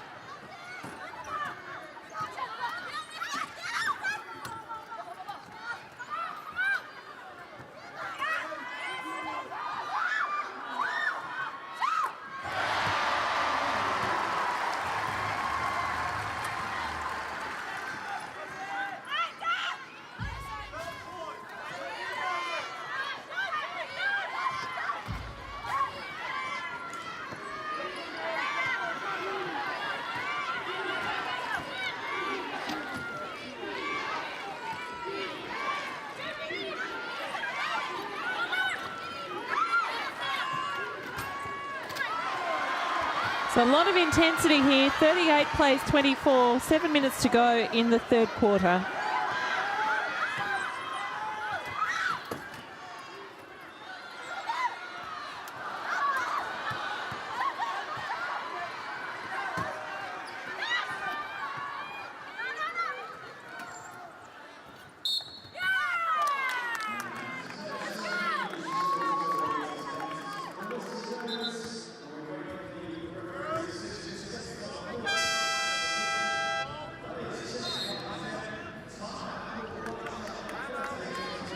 So we'll go to a timeout.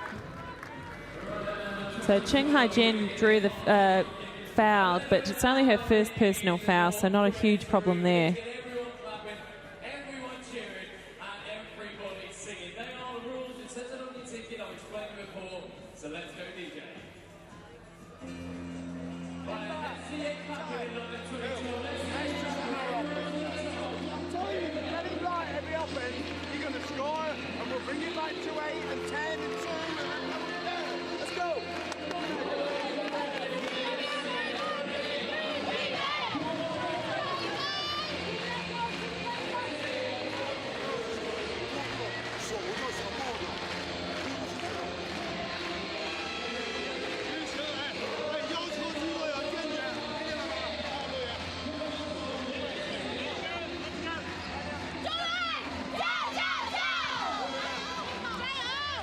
So here we go. Great crowd here this morning at North Greenwich Arena. Amy Bainbridge with you, bringing you live coverage of the women's classification rounds of the wheelchair basketball.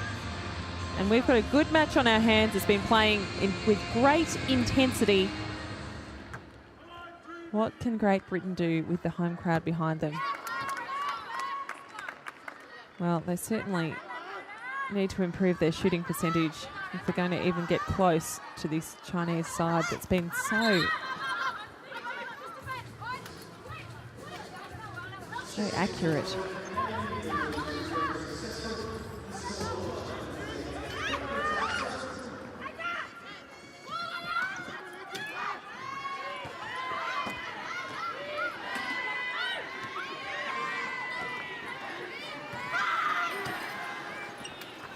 So nice play there from the number 14, Long Yun.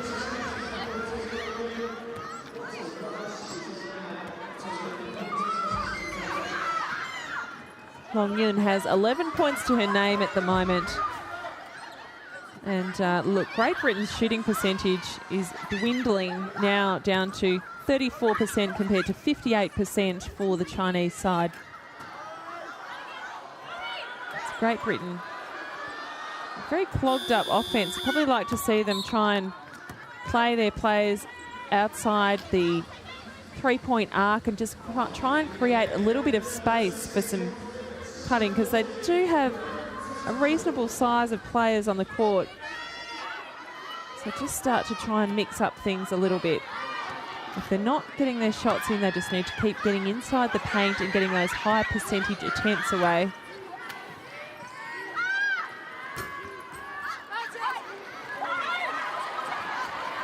Unlucky there for Cheng Hai-Jen. Louise Sugden got the rebound. And this is Freeman with the ball. She goes left, spins back around. She's going to look at her shot. No, she looks inside. And this is what Great Britain need to be doing. But, well, that's fallen. And so that's good. It's a promising sign, able to feed the ball inside.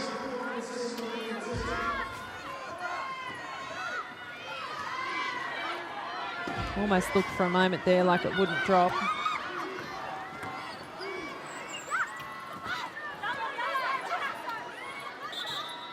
So a foul's called there. It'll be on Sugden. Just got her hands too tangled up there in Li Yanhua.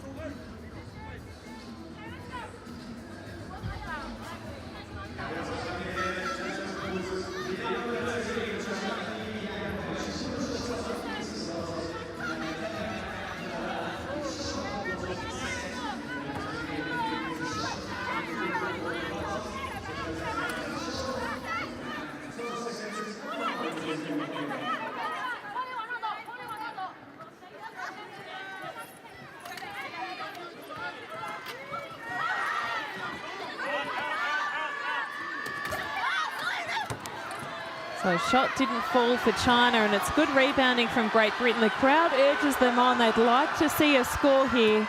Freeman dribbles down the centre, goes right, tries to penetrate the key. Oh, lovely little feed off there. If only that had managed to go in.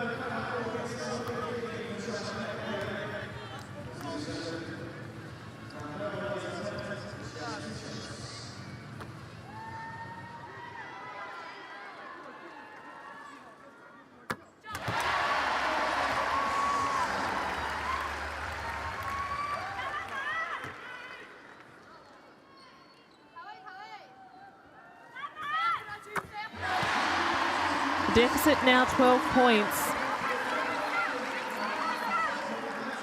If they can get it back in under 10 points, it's really going to put pressure on the Chinese.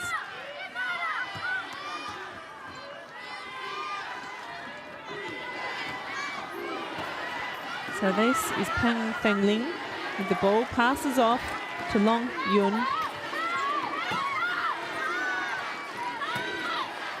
Tries a skip pass over essentially, and Cheng Hai-jen, she'll shoot it, and she's gone the backboard again, and it pays off. So lovely shooting. So China has all the answers for Great Britain at the moment.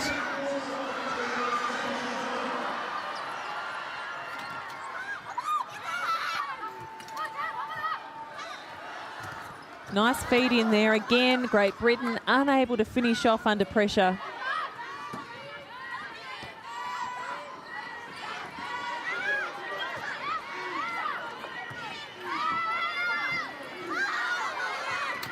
Oh, nice.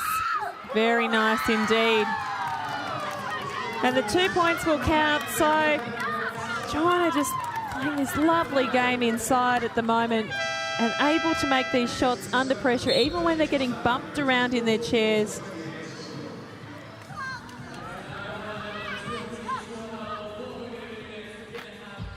A bit more cheering from you guys, because we're a bit quiet again.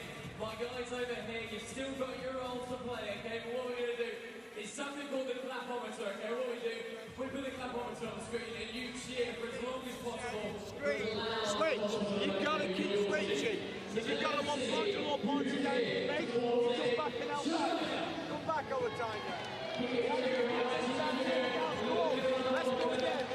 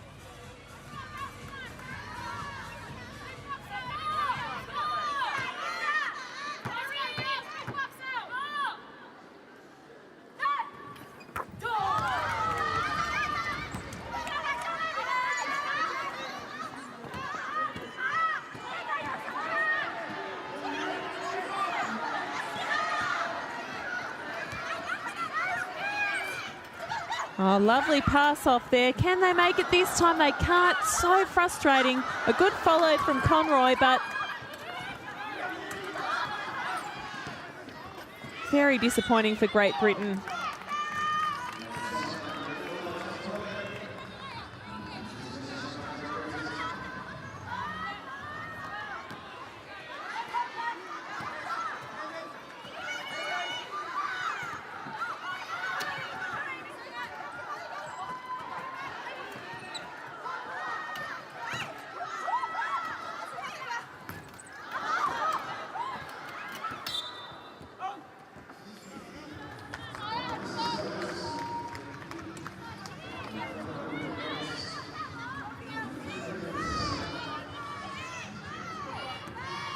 So Helen Freeman fouls, and it's her second personal foul. China again able to do so well on the boards, and the offensive transition is exemplary as well. It's hard to see that this Great Britain side is the same one that pushed Germany all the way the other night. This lead now blowing out to 19 points. China extremely sharp, and they're so determined to do better than they did in Beijing 4 years ago, where they finished 7th. If they win this match, they'll play off for 5th and 6th, so guaranteed to finish better than they did 4 years ago. Great Britain finished 8th, so in Beijing, so they would need to, if they don't win here in this particular match, they'll need to win their next one if they want to go better than they did back in 2008, but would only have a hope of finishing 7th if they lose here today. So 47 plays 30, 2 minutes left to go in this third quarter.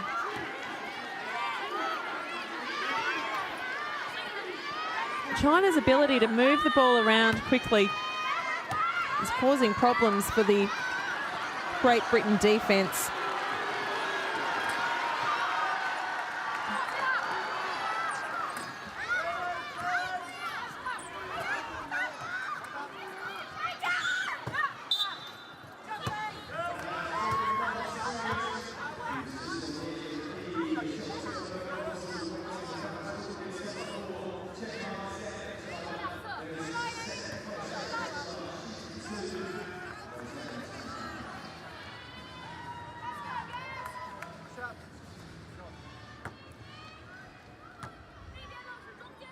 So Claire Strange shoots 2, misses the first.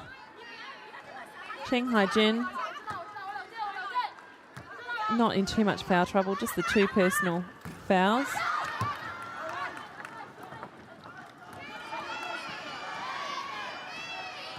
But Fu Yongqing is in foul trouble and she's still on the bench. They want to save her.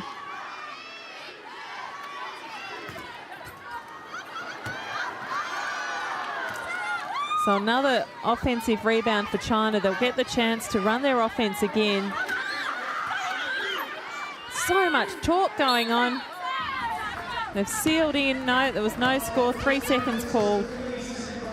So staying in the paint for too long there.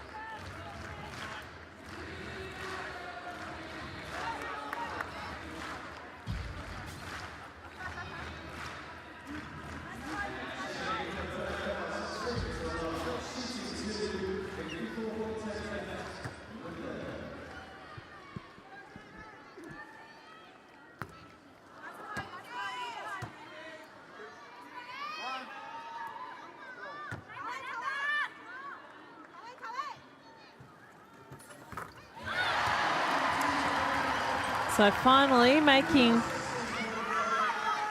2 of 2 free throws. No, sorry, 1 of 2 free throws for the Great Britain team. Cheng Hai-Jen handles the ball. Back to Long Yun, who passes off inside the key, and a lovely shot from Peng Feng Ling. So she's certainly made an impression in this second half. We didn't see much of her in the first half.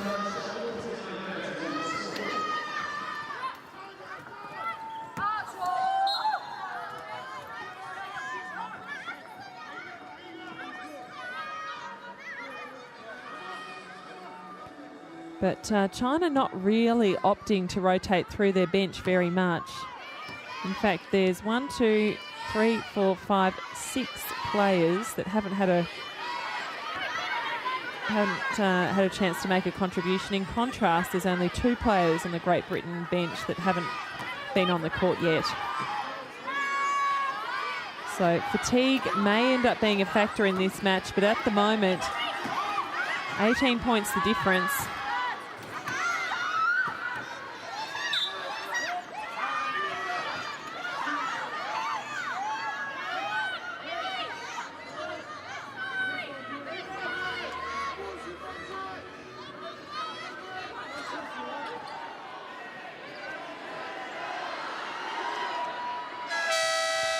So we're going to the three-quarter time break. 49 plays 31. And not much change to the scoring pattern in that particular quarter.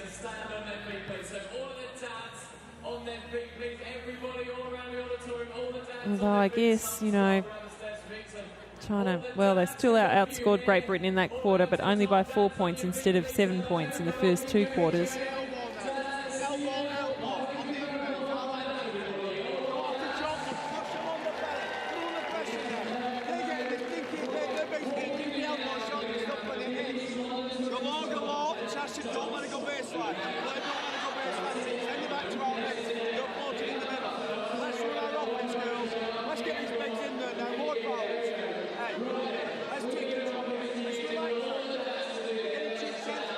So Coach Gary Peel imploring his team to take it to them in this final quarter, get up in their faces and not let the Chinese players cut base.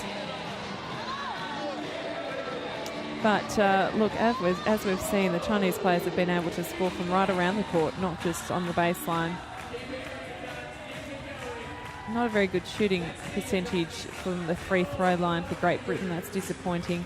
Exactly the same amount of attempts in terms of the field goal percentage attempts, but China shooting at 53% and Great Britain just shooting at 33%, so a big difference there. Not a huge difference in the rebounds anymore.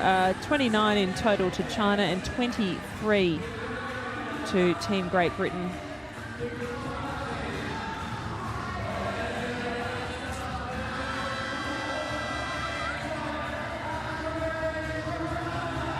So here we go, the start of the fourth quarter. 18 points the deficit. Can Great Britain do anything to try and get a win away here? This is a good start. So Conroy cuts into the key from the low post position and scores 2 points.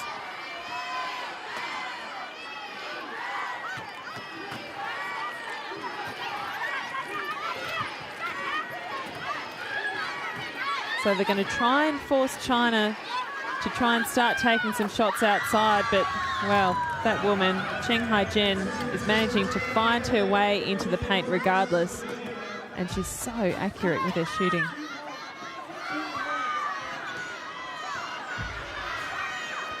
So Cheng Hai-jen is now on 15 points for this match, and Fu Yongqing is still sitting on the bench. She hit 12 points before getting into foul trouble.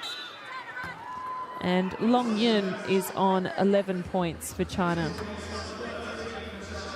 Cheng Hai-jen has also taken 11 rebounds in total, so doing extremely well, particularly in the defensive rebounds where she's had 9 of those. For Great Britain, Freeman has 11 points, this woman here shooting. That makes it 12.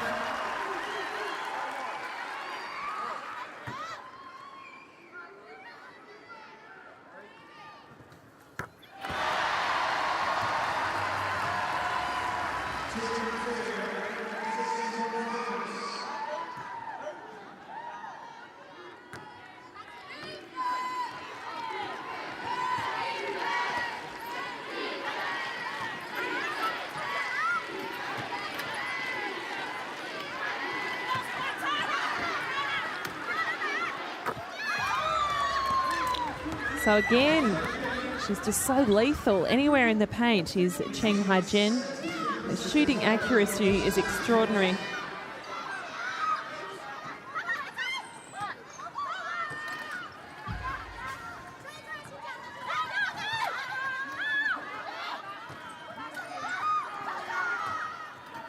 Nice shot there from Freeman. The crowd willing this team on. But will the deficit be just a little too much for them to make up in this final quarter? Well, there's only just over 8 minutes left in this match to play.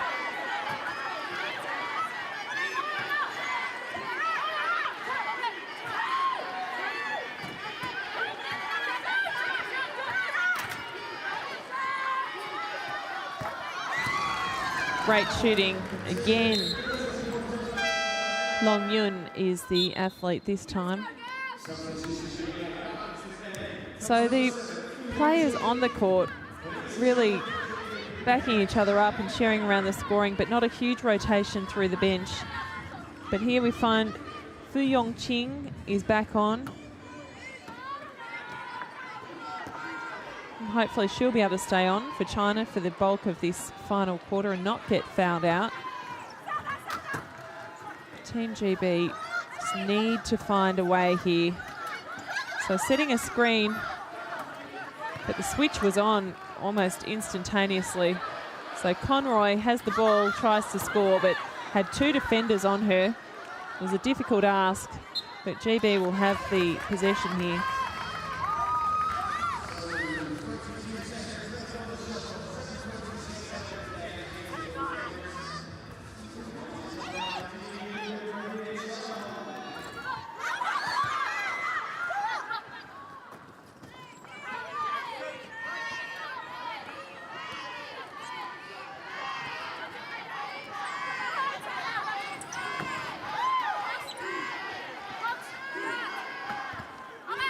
She's back on court, unable to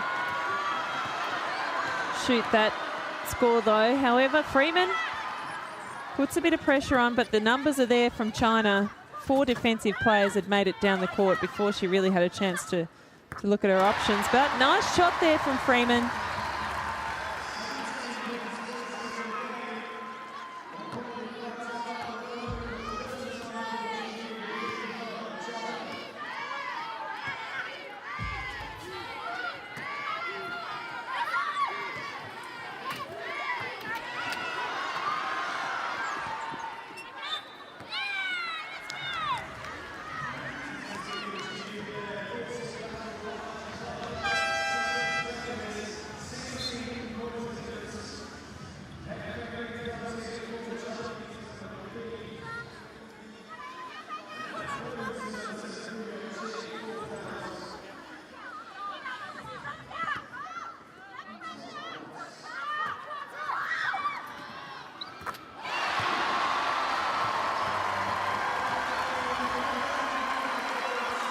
So Team GB not giving up without a fight. They've pared back the deficit to just 13 points after it blew out to as much as 20 points.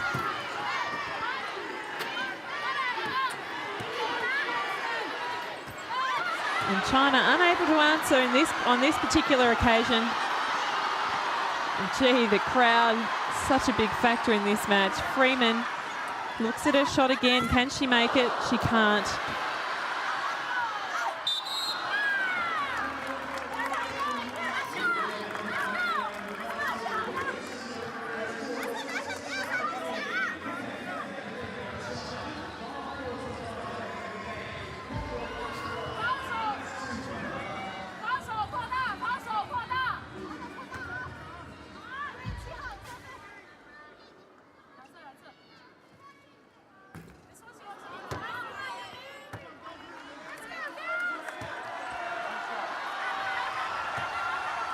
So Amy Conroy at the line. This is her first. The crowd erupts. They love it. So 55 plays at 43. This is the smallest deficit we've seen in quite some time.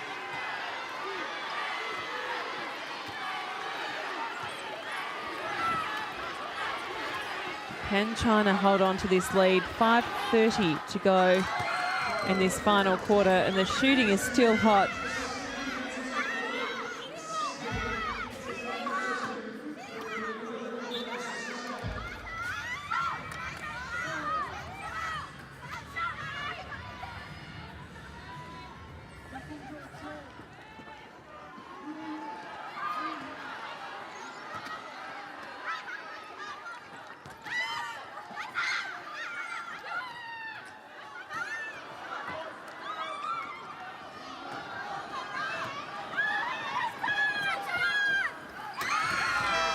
So another 2 points from China, and just as soon as Great Britain looks like they may be getting within striking distance, China pulls away again to a 16-point lead.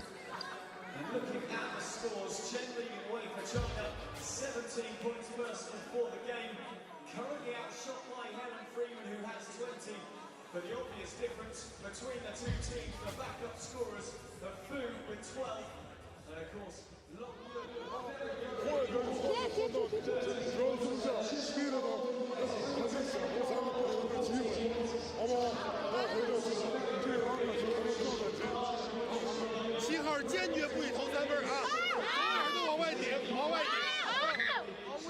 keep grinding. 2 points here, but we've got to get stopped. We're going to switch over stops now. Let's go. I like defense.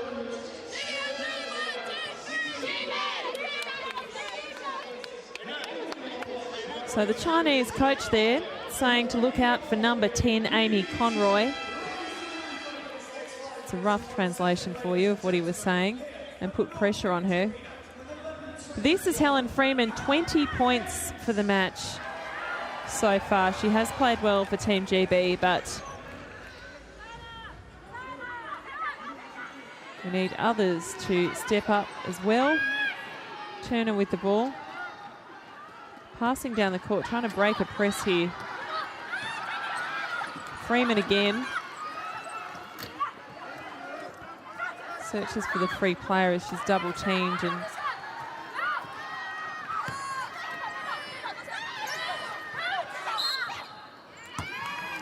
so a foul is drawn that wasn't really necessary in the end because the shot clock was about to go off, but in any case, Helen Freeman to shoot another 2 points.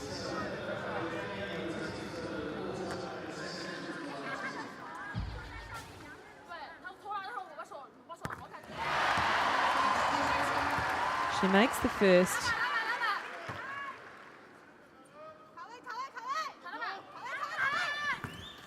The second doesn't fall.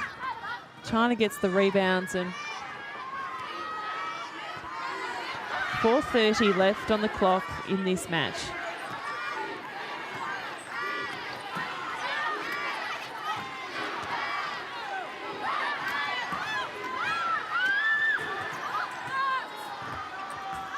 Oh, the shot doesn't fall, but China to have another attempt. They'll need to be careful about the 3 seconds here.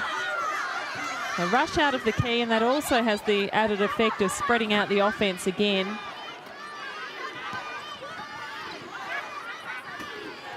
Here's one of the danger women. She passes off. So the shot clock will become a factor again. She's going to have to shoot it. And that was called a travel.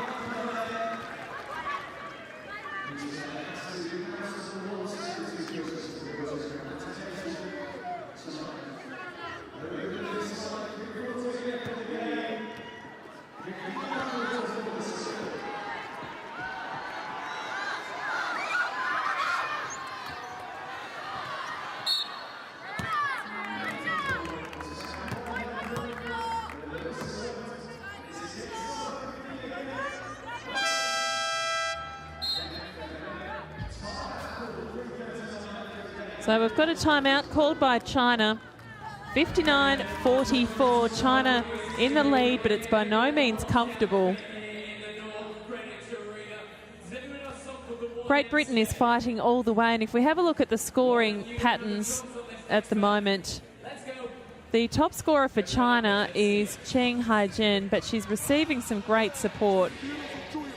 Long Yun has scored 13, and of course Fu Yongqing has scored 12 points.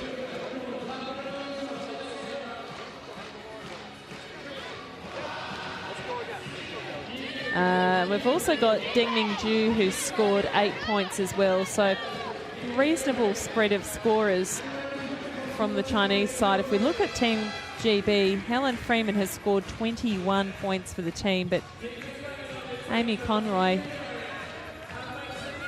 has scored 7. She's the next best scorer, so not quite the same spread. And the difference also, though, being that Great Britain has now rotated all but one player from the bench. China has barely used its bench at all. And there's 6 players taking part in this match.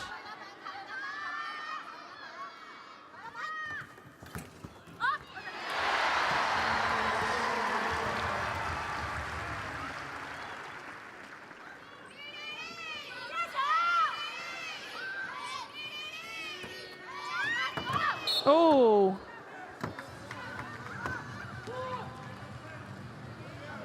So you can see, sense that China is finally starting to see the light at the end of the tunnel in this match. Freeman, it's kind of a, I don't know what she was thinking there, but a lunge essentially with her chair. Tipped herself over. Oh, quite a bit of defensive pressure here from Team GB. So Freeman on 3 fouls. Won't trouble her too much. So another foul called.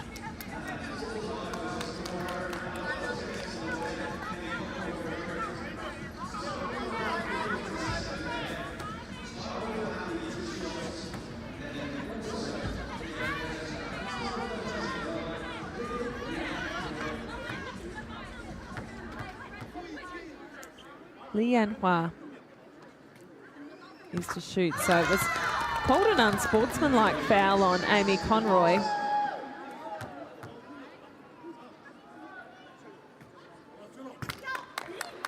Second one doesn't fall.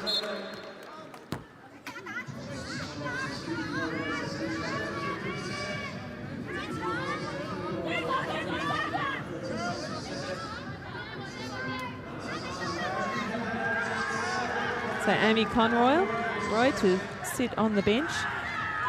And, well, you'd have to say 15 points the difference, 3:27 on the clock. Great Britain have got no time to waste here. It's certainly not going to help their cause if they keep committing fouls like this.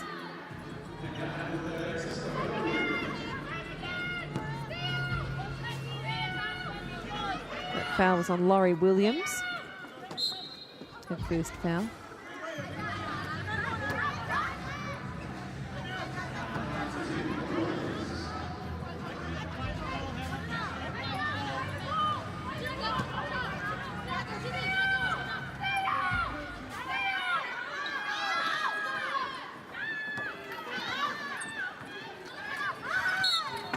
And another foul, so Great Britain, I guess they're trying to put the pressure on, but gee, I tell you what, they're really not going to be helping themselves if they keep fouling as much as this.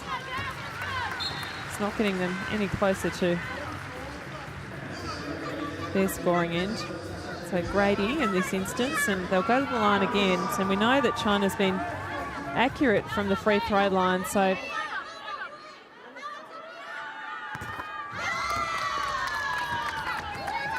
in fact, from the free throw line, China is shooting at 56%.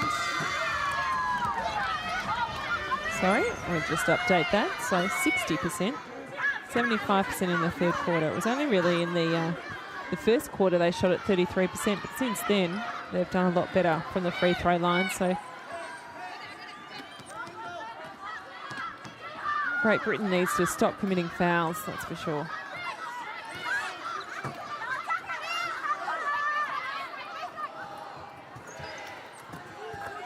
Nice little play there, drawing the defence wide and making room for the cutter to make it to the base of the key.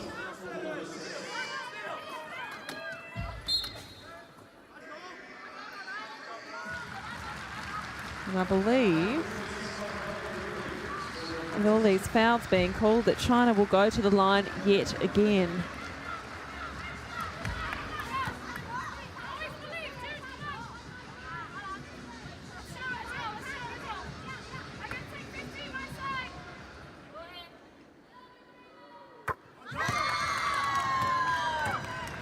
So China really enjoying this now. They're feeling a little more comfortable. You can see some of the smiles creeping into the faces of the players on the bench.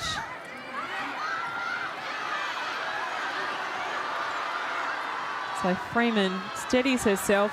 Lovely. Oh dear. So another miss from Great Britain.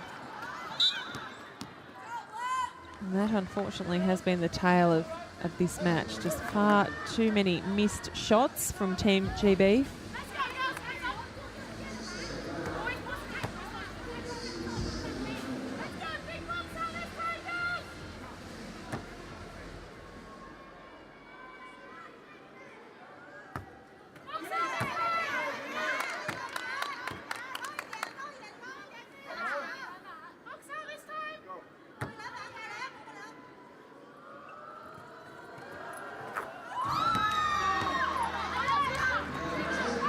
17 points in it now, 64-47.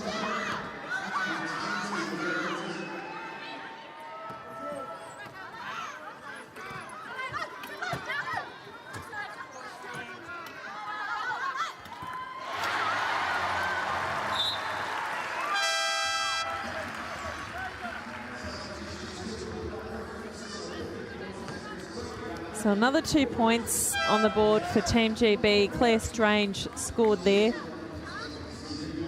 But you have to think that the task is just a little too great now.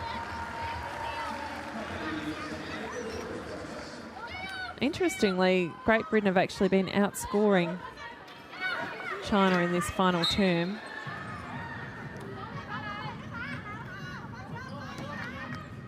It's currently 18-15.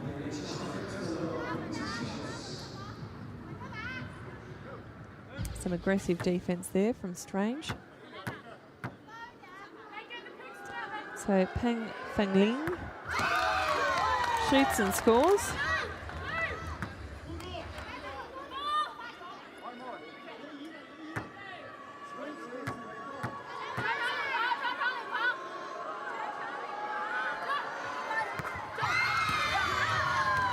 So that's 7 points for her for this game thus far. Another handy contributor.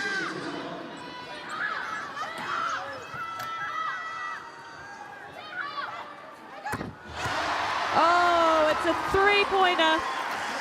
The crowd absolutely loves it from the number 5, Sarah Grady. Beautiful looking shot, and we're going to need to see a lot more of that in these last few minutes.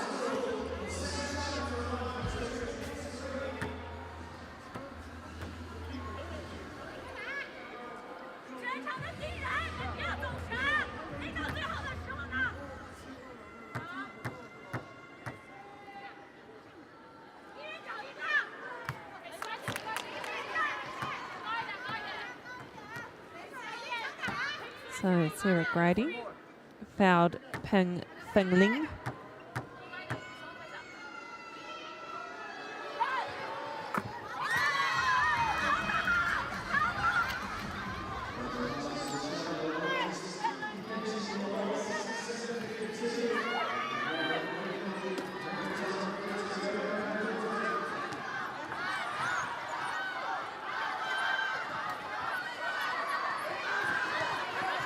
Freeman tries to jostle her way through.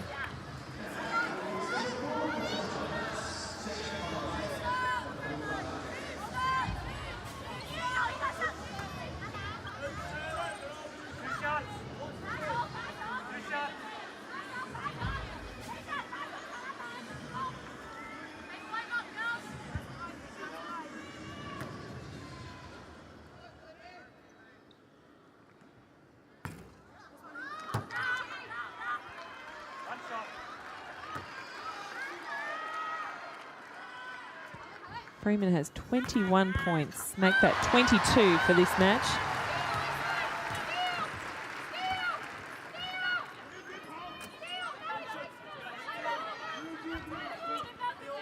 So 1:45 left to play. Oh, dear me. Okay, another foul. So China will go to the free throw line again.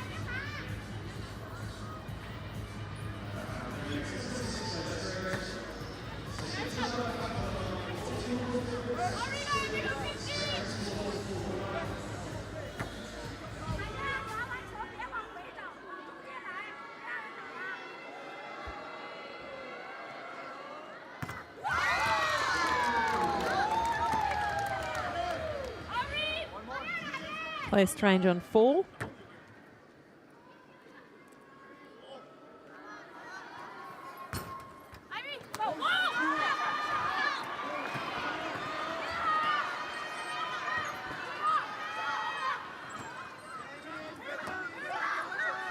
So Freeman passes off.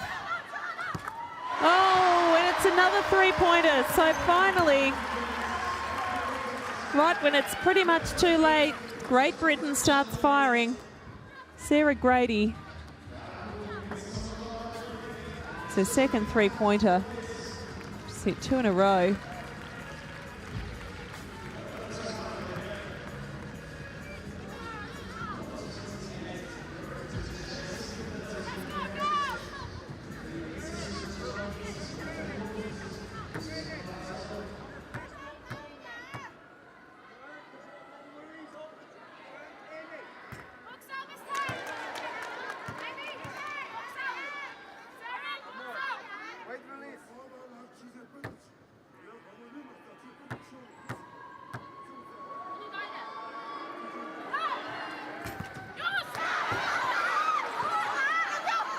So manages to get the offensive rebound, but unable to make the shot. That was Cheng Hai-jen again. Gee, she's been an absolute star for China in this particular match.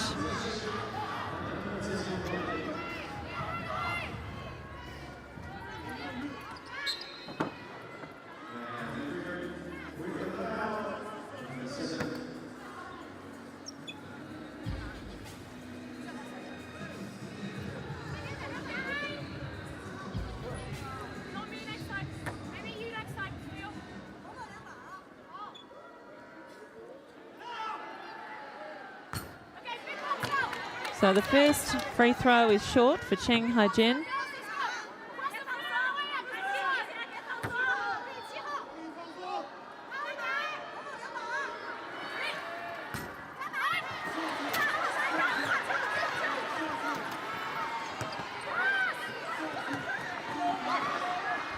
Strange.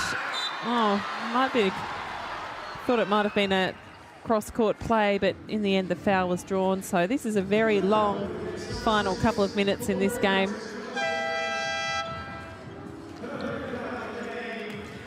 Up next, of course, the semi-finals begin.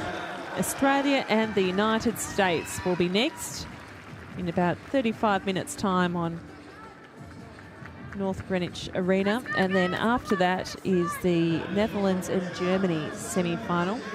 Later on this evening, the men's semi-final between Australia and the United States. So again, they're playing. And in the men's semi-final, two, Great Britain and Canada.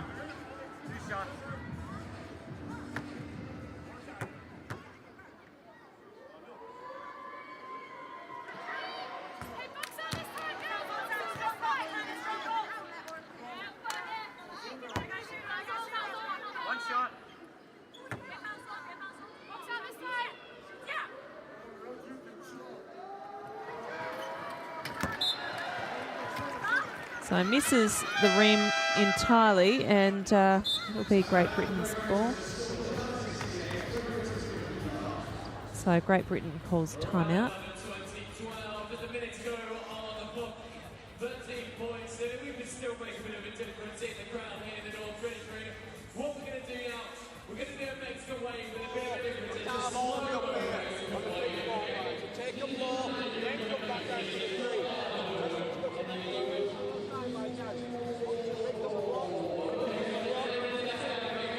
But you stay low, then come out, okay? You go out initially and away from the plate.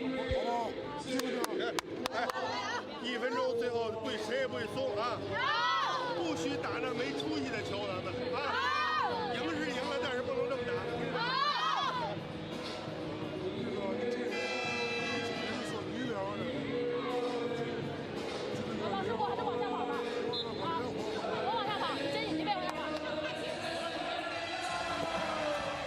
So less than 2 minutes left to play. In fact, I think it's just over a minute. We'll get a check on the clock again. Cheng Hai-jen, what a star. 18 points, 13 rebounds and 7 assists. So valuable for the Chinese team in this encounter. So 1:10 on the clock.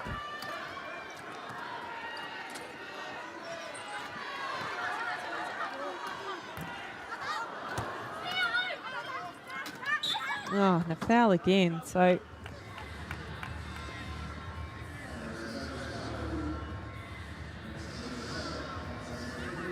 we'll go to the free throw line. Interesting to see how many free throws China has actually had in the last quarter. I can tell you so far 20 free throw attempts. That's 21, of which they've made 10. So 48%. Fatigue setting in, of course, in the final quarter.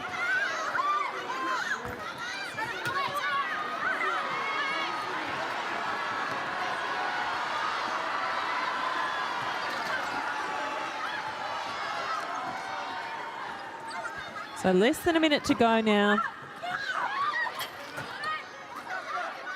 And Great Britain trying their very hardest to keep scoring right towards the end, and there was a bit of confusion there, and Great Britain manages to win back the ball, but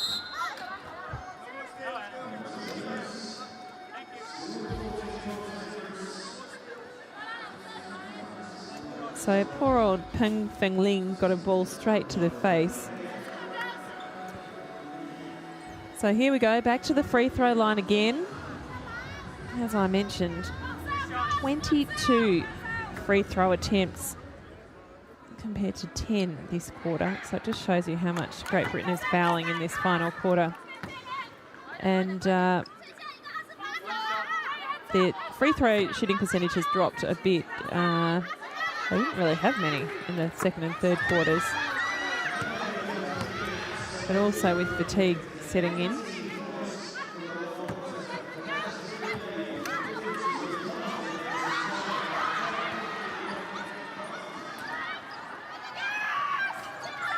So 20 seconds left to play. It's been jacked up. McLean misses. Don't tell me we're going back to the free throw line again. We are.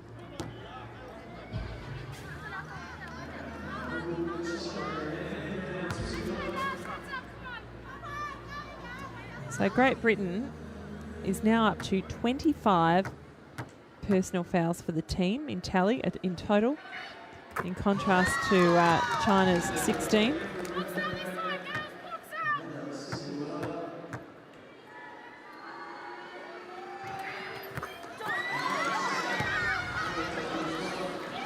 So the two shots are good.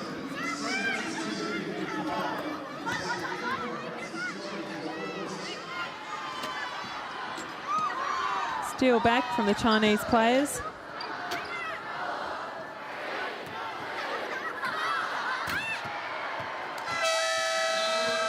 So there we have it, 72-55.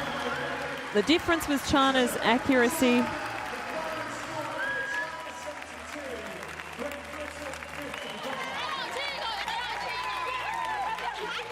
Shooting percentages, well, China's 52% compared to 37% for Great Britain, but Great Britain stuck with it. They hung in there for the final quarter, but it simply wasn't to be.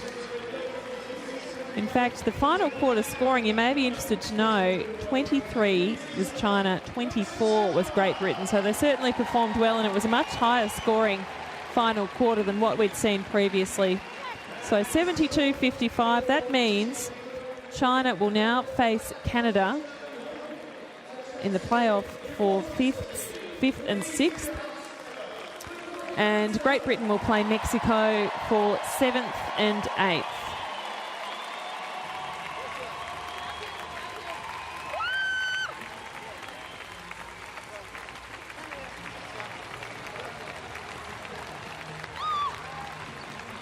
So that's where we leave the action here at North Greenwich Arena. And, of course, the semi-finals for both the men's and women's coming up this afternoon and this evening. I do hope you can join us.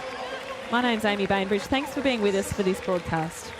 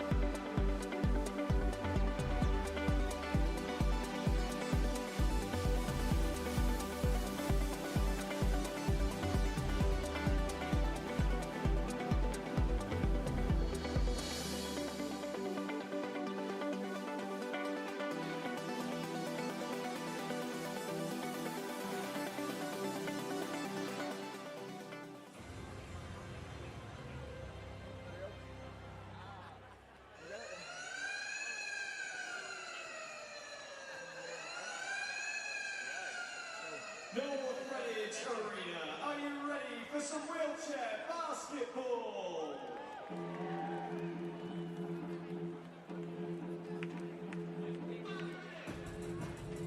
Ladies and gentlemen, please make some noise for the national wheelchair basketball team of the United States of America.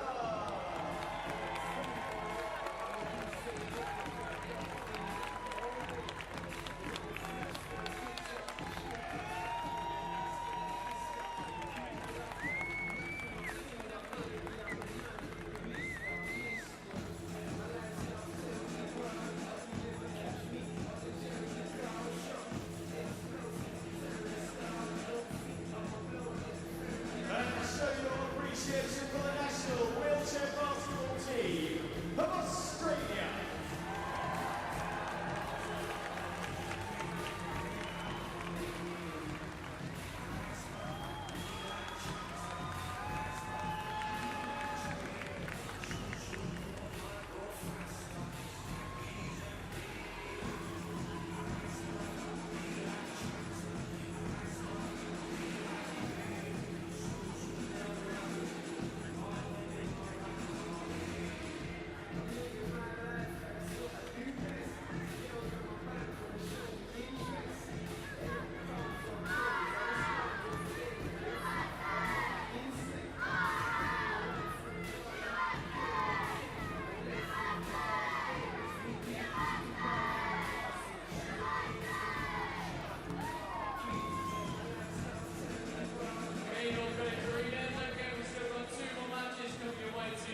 Semi-finals as well, starting with who is supporting Australia?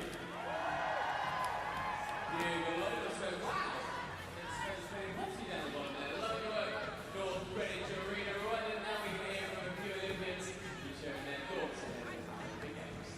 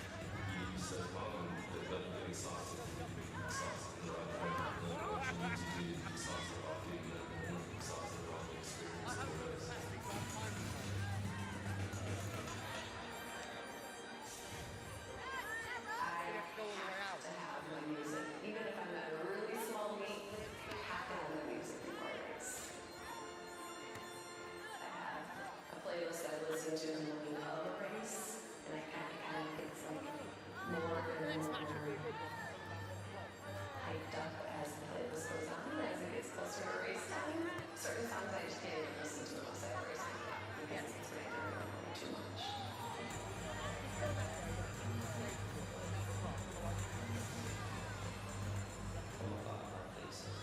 Music and chill out.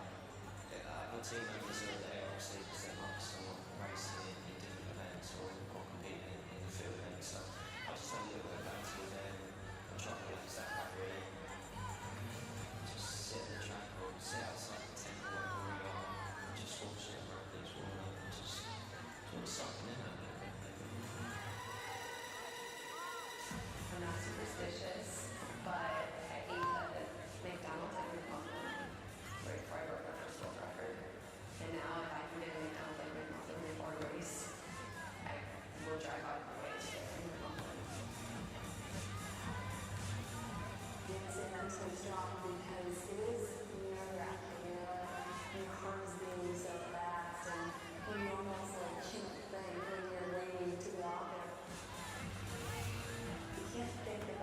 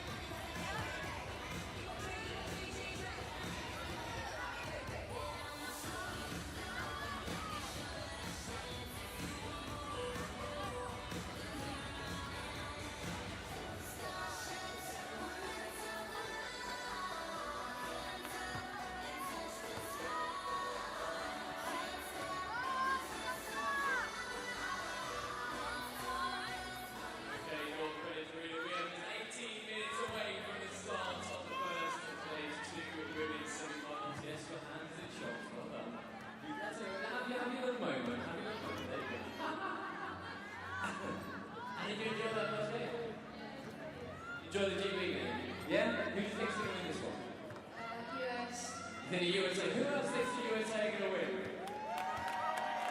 Who thinks Australia are going to win? Okay, we have a strong Australian contingent in the corner there.